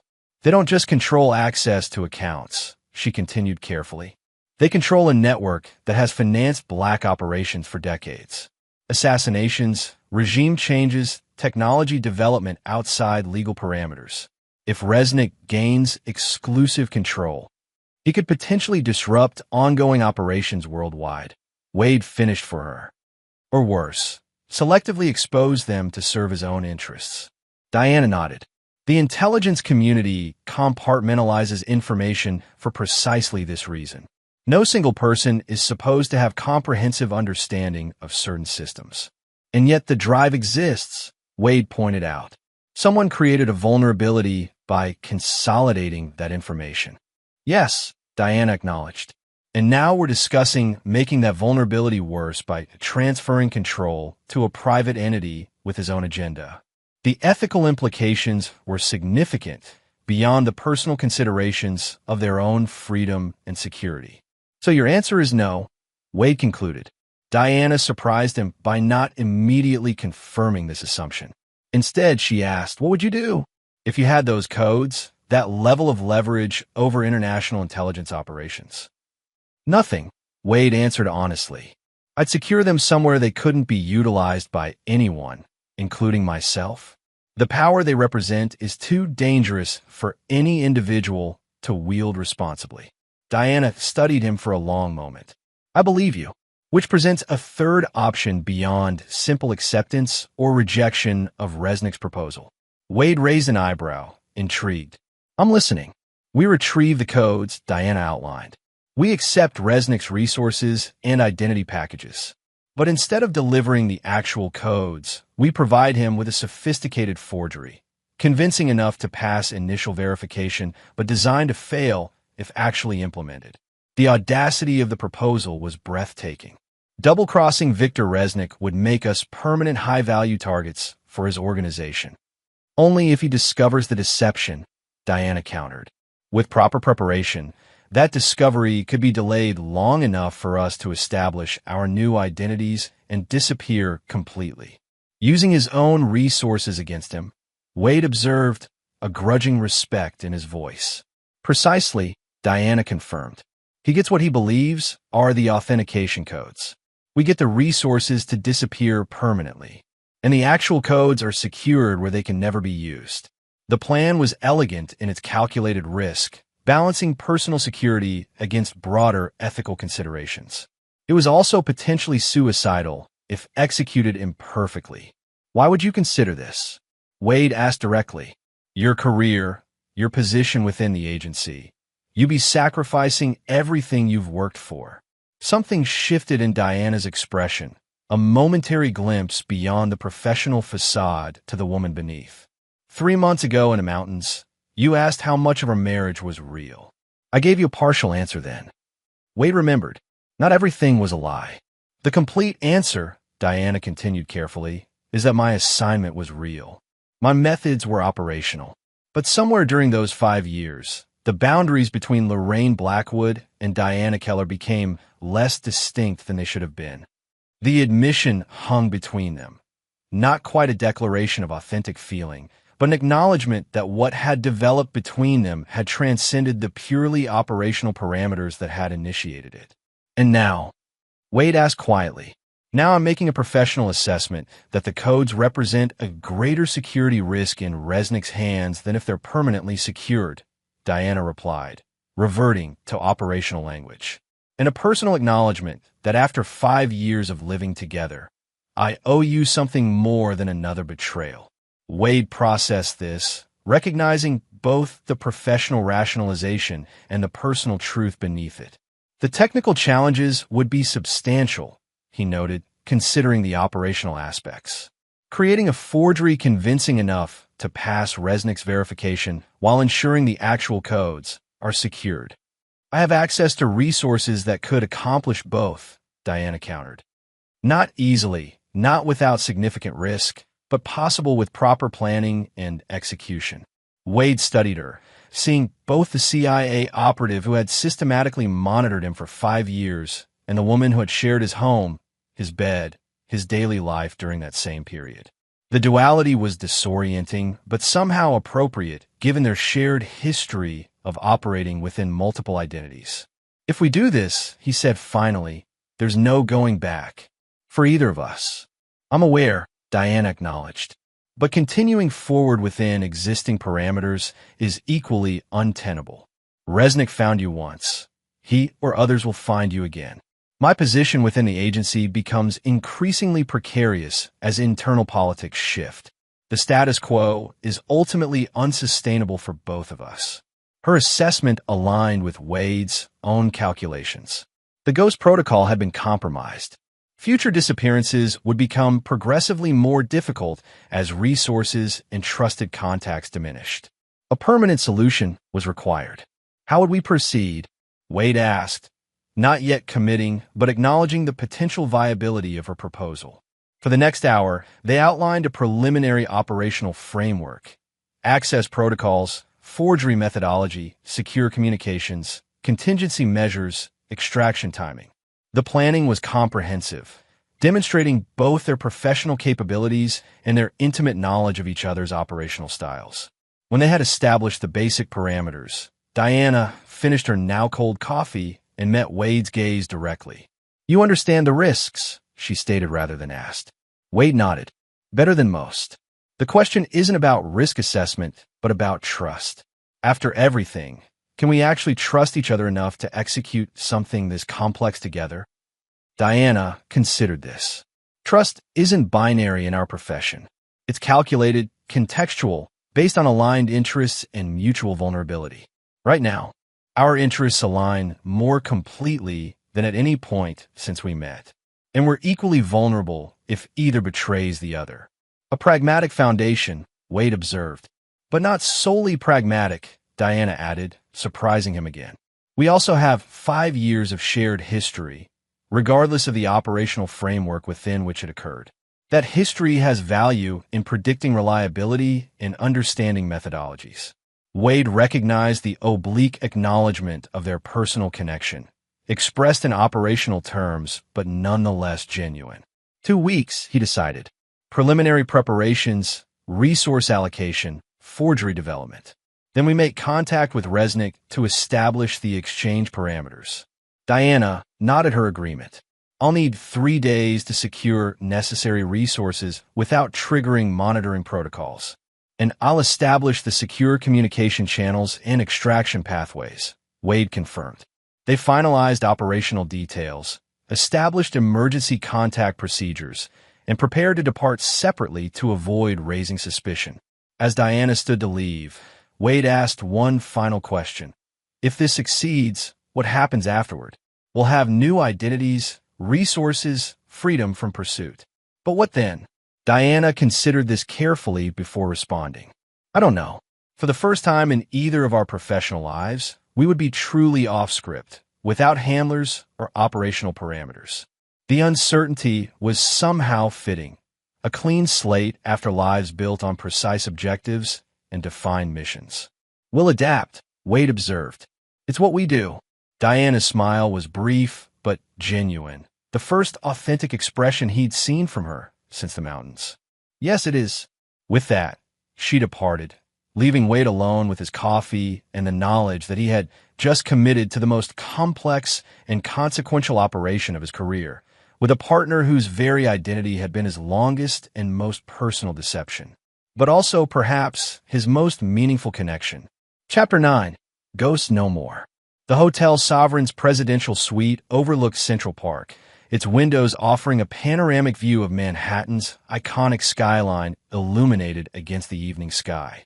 Within the opulently appointed space, Wade checked his appearance one final time in the bathroom mirror. The tailored suit, the professionally styled hair, the subtle physical adjustments that transformed James Barrett into Michael Harrington, international investment consultant and Resnick's expected intermediary. 6 weeks had passed since his coffee shop meeting with Diana. 6 weeks of meticulous preparation, resource acquisition, forgery development, and extraction planning. Now, on the verge of implementation, the operation represented their most elaborate and consequential collaboration. Wade's secure phone vibrated with an encrypted message. Package secured. Verification complete. Proceeding to exchange point.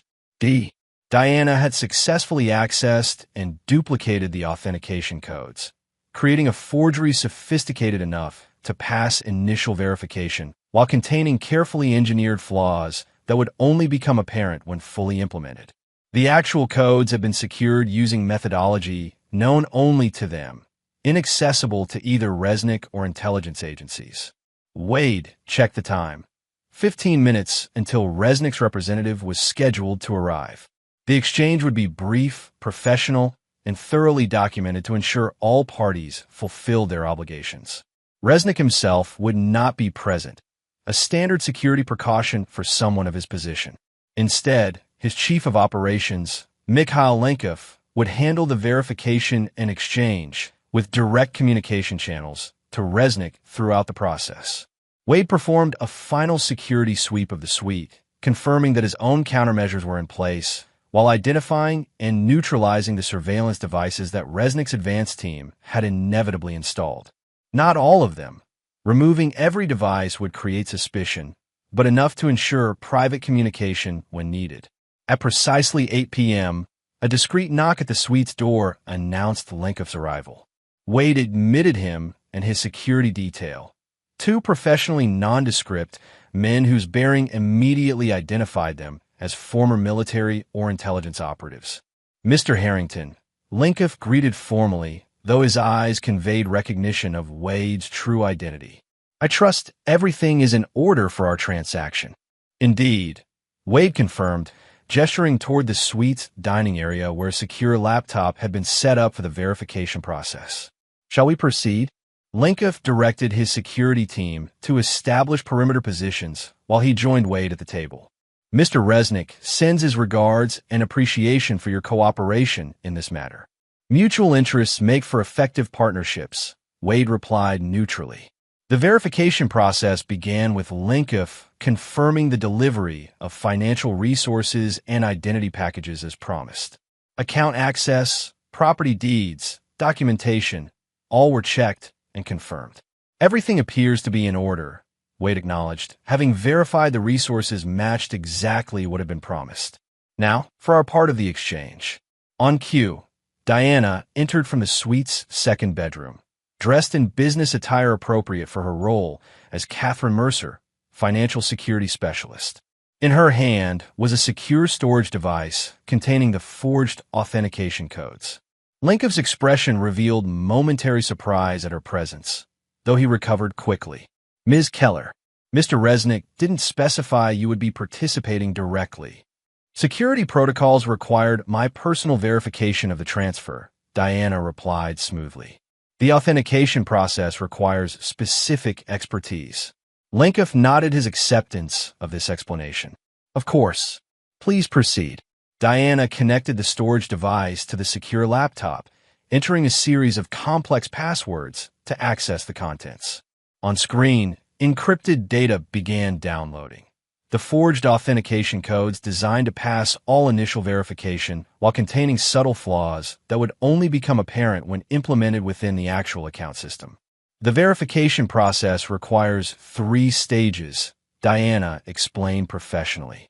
Initial encryption confirmation, code sequence validation, and provisional access testing. As she spoke, her hands moved efficiently through the verification protocols, displaying technical expertise that aligned perfectly with her presented identity while concealing the sophisticated deception being implemented. Lenkov observed carefully, occasionally communicating with Resnick via a secure earpiece, confirming steps as they proceeded. Encryption confirmation complete, Diana announced after several minutes. Proceeding to sequence validation. Wade maintained his position slightly behind Lenkov, monitoring both the verification process and the security team's positions throughout the suite. Everything was proceeding according to plan, each participant performing their role. Sequence validation confirmed, Diana continued. Final stage, provisional access testing. This was the most critical moment. The test would show apparent successful connection to the account system while actually accessing a sophisticated simulation designed to mimic authentic response patterns. Diana initiated the test, and the screen displayed a series of confirmation messages indicating successful provisional access to the account network. Numerical sequences appeared, account identifiers verified, and finally, a green confirmation indicator signaled completion.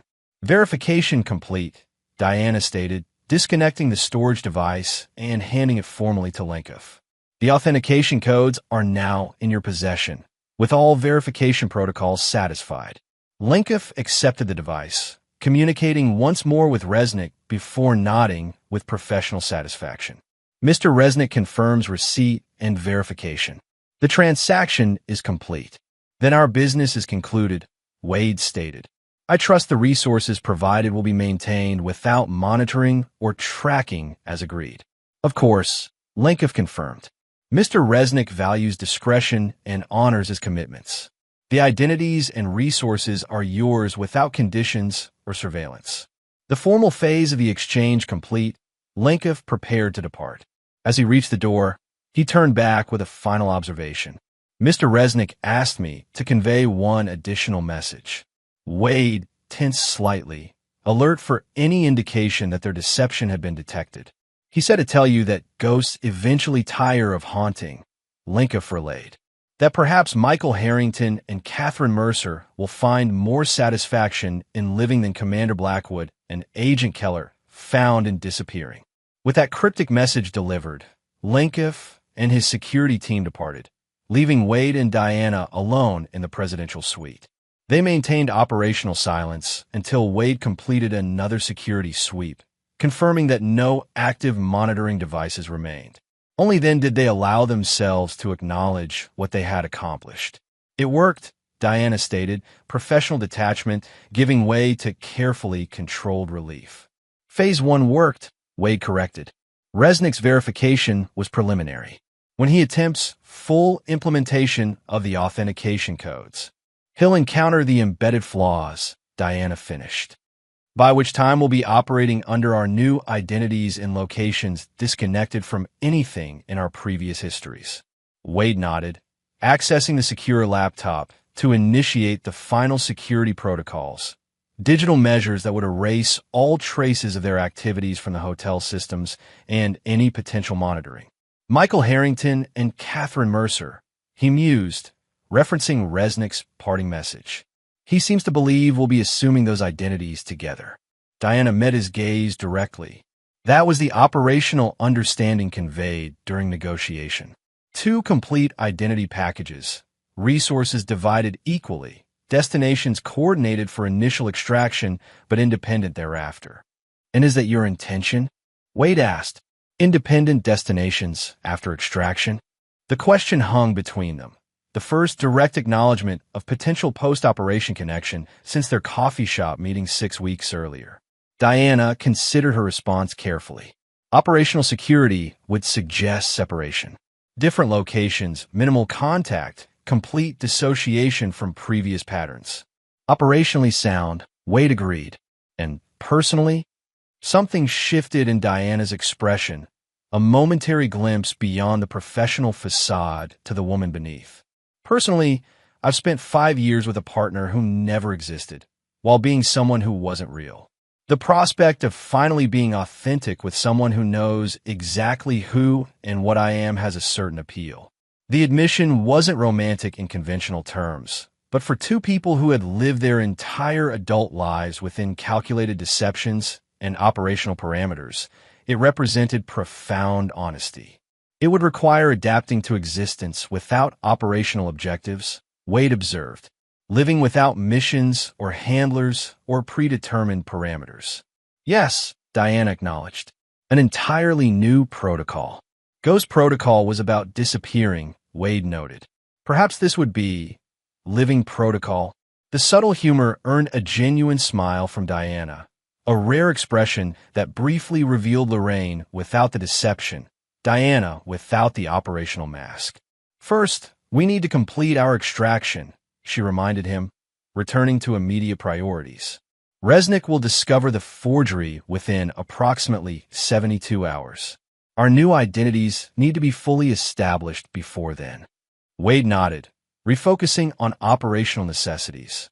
The private jet is scheduled for departure at midnight, 8 hours to Panama, then separate charter flights to our initial destinations.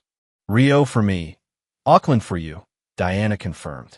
With rendezvous coordinates for Bali in 30 days if both extractions proceed without compromise. The plan was comprehensive, allowing for both independent security and potential reconnection depending on how the aftermath of their deception unfolded.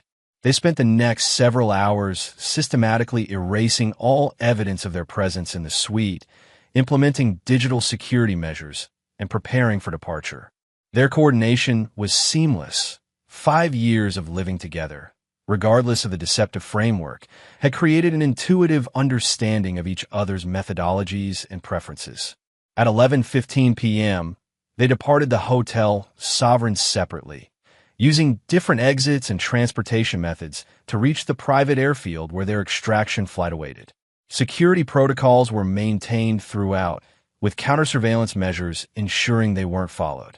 On board the private jet, secured through Resnick's resources but now operating under their control, they conducted final verification of their new documentation and financial access. Everything was in order.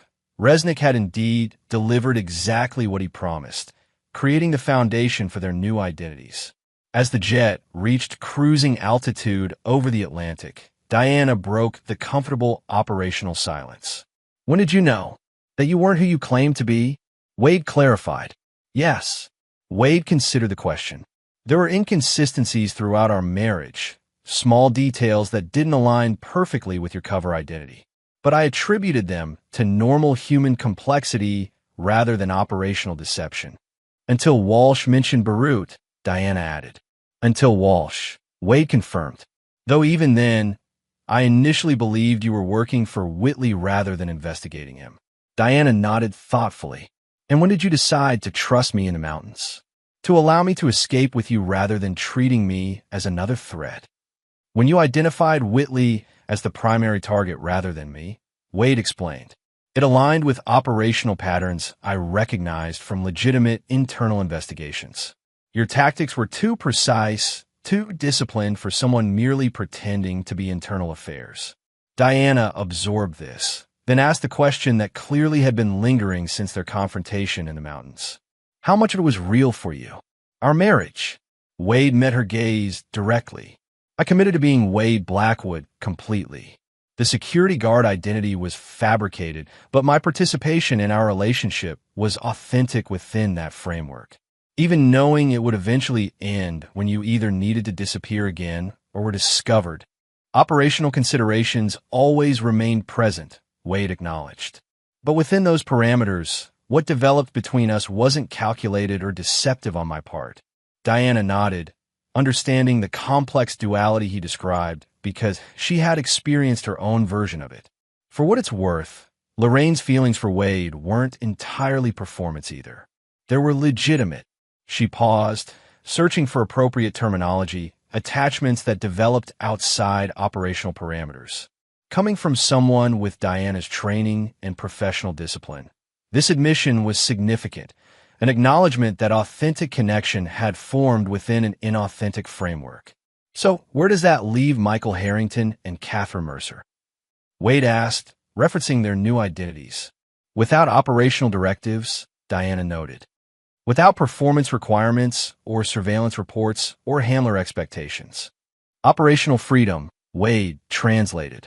"The ability to define parameters based on authentic preferences rather than mission objectives." Diana considered this perspective. An interesting experiment.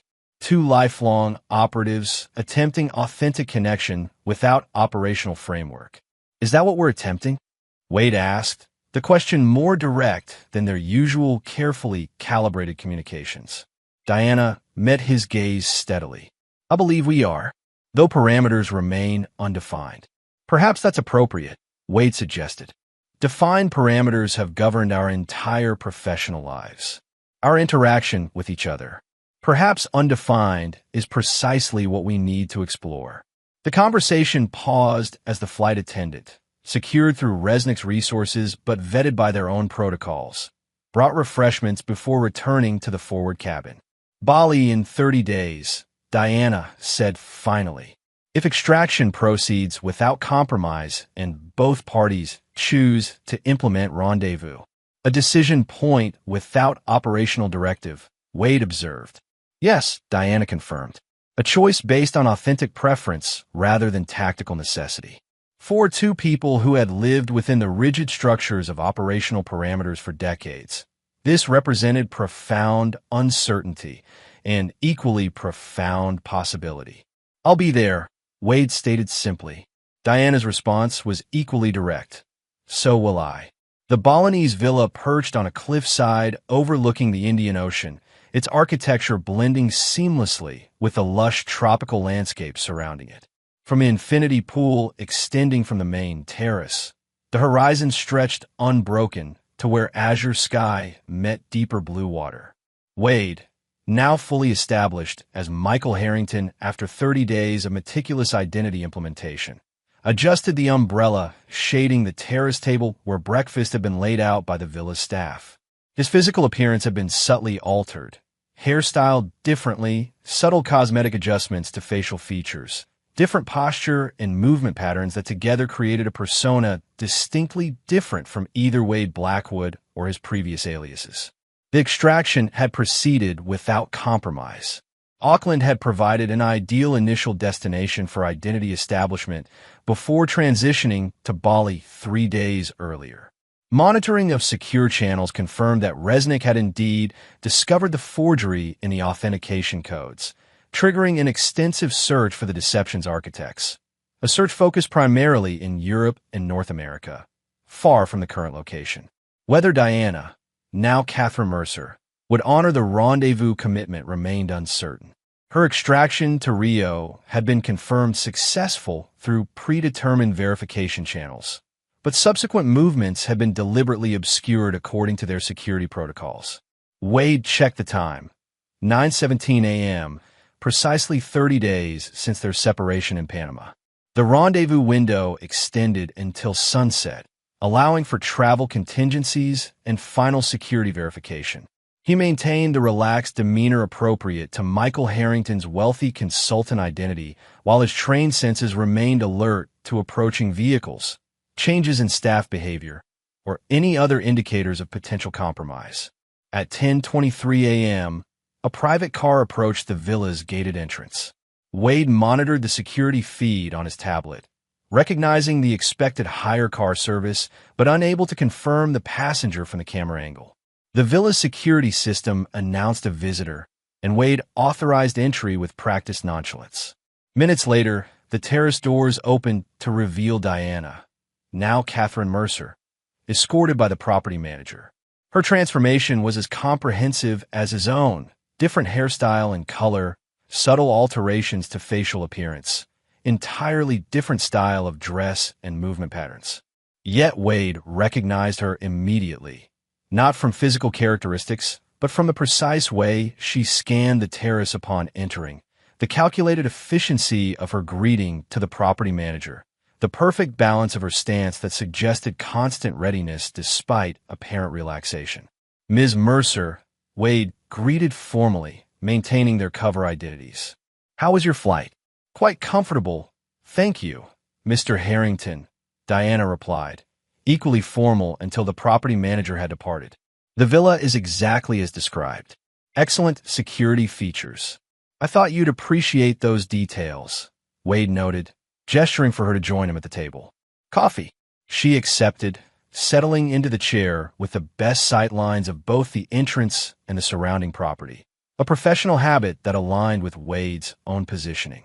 For several minutes, they maintained operational protocol, checking for surveillance, confirming security parameters, establishing that both had arrived without compromise. Only when these necessities were completed did they allow the conversation to shift. "You made it," Wade observed unnecessarily. "As did you," Diana acknowledged. The simple exchange carried weight beyond the obvious. Both had chosen to honor the rendezvous commitment despite operational freedom to disappear independently. "Resnick?" Diana asked, her question encompassing multiple security concerns. "Actively hunting, but focused on false leads in Europe," Wade reported. "His resources are substantial, but currently misdirected. Hammond is providing periodic intelligence on search parameters." "Hammond is still cooperating?" Diana asked with surprise. "Self-preservation," Wade explained. "He knows we possess documentation of his arrangement with Resnick. Continuing to provide intelligence on Resnick's activities helps ensure that documentation remains secured rather than distributed." Diana nodded her approval of the arrangement. "And the actual authentication codes?" "Secured according to protocol," Wade confirmed. inaccessible without both our biometric verification and physical presence at the storage location. The essential security parameters established, a moment of silence fell between them, both accustomed to operational discussions but less practiced in personal conversation without deceptive framework. So, Diana said finally, Michael Harrington and Catherine Mercer, international investment consultant and security specialist, newly acquainted business associates exploring potential collaboration. Our current operational cover, Wade acknowledged. Is that what we're doing? Diana asked directly. Establishing another operational cover? The question cut to the heart of their uncertain status. Were they creating yet another deception, another performance within strategic parameters, or attempting something authentic? Wade considered his response carefully. I believe we're establishing whether connection is possible without operational directives, whether what developed within deceptive framework can exist within authentic identity. An experiment in genuine relationship after lives built on tactical performance, Diana observed. Yes, Wade confirmed simply. Diana studied him for a moment. And if the experiment fails? If what existed between Wade and Lorraine cannot be translated to Michael and Catherine, then we implement extraction protocol and proceed independently, Wade replied pragmatically. Our resources are divided precisely to allow for that contingency. Diana nodded her appreciation of the practical approach. And if it succeeds, then we define new parameters, Wade suggested, not based on operational necessity, but on mutual preference. A voluntary partnership rather than a directive-driven performance. The concept was foreign to both of them, relationship built on authentic choice rather than tactical requirement. 5 years of marriage had occurred within rigid operational frameworks.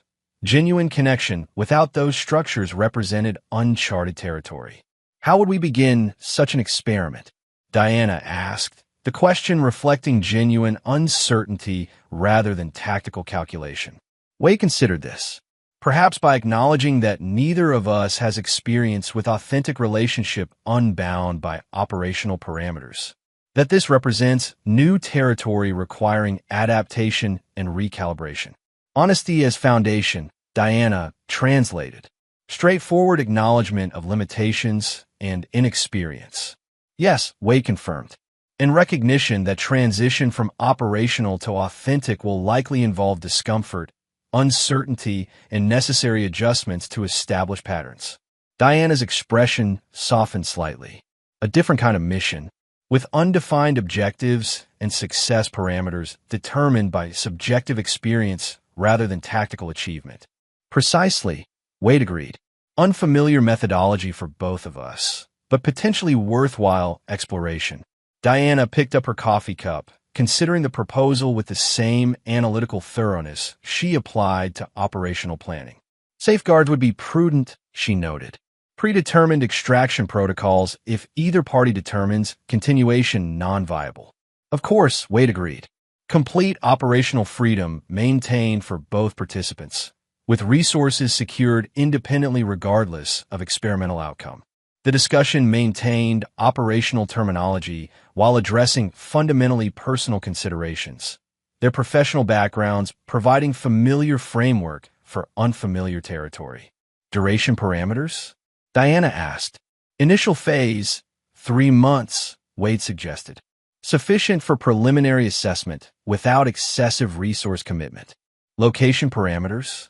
Flexible according to security requirements, but consistently shared to establish authentic cohabitation patterns. The operational planning continued, both finding comfort in the familiar methodology while recognizing the personal territory it was being applied to. Each point was considered, discussed, agreed upon with the precision of mission preparation, yet addressing matters far beyond typical operational concerns.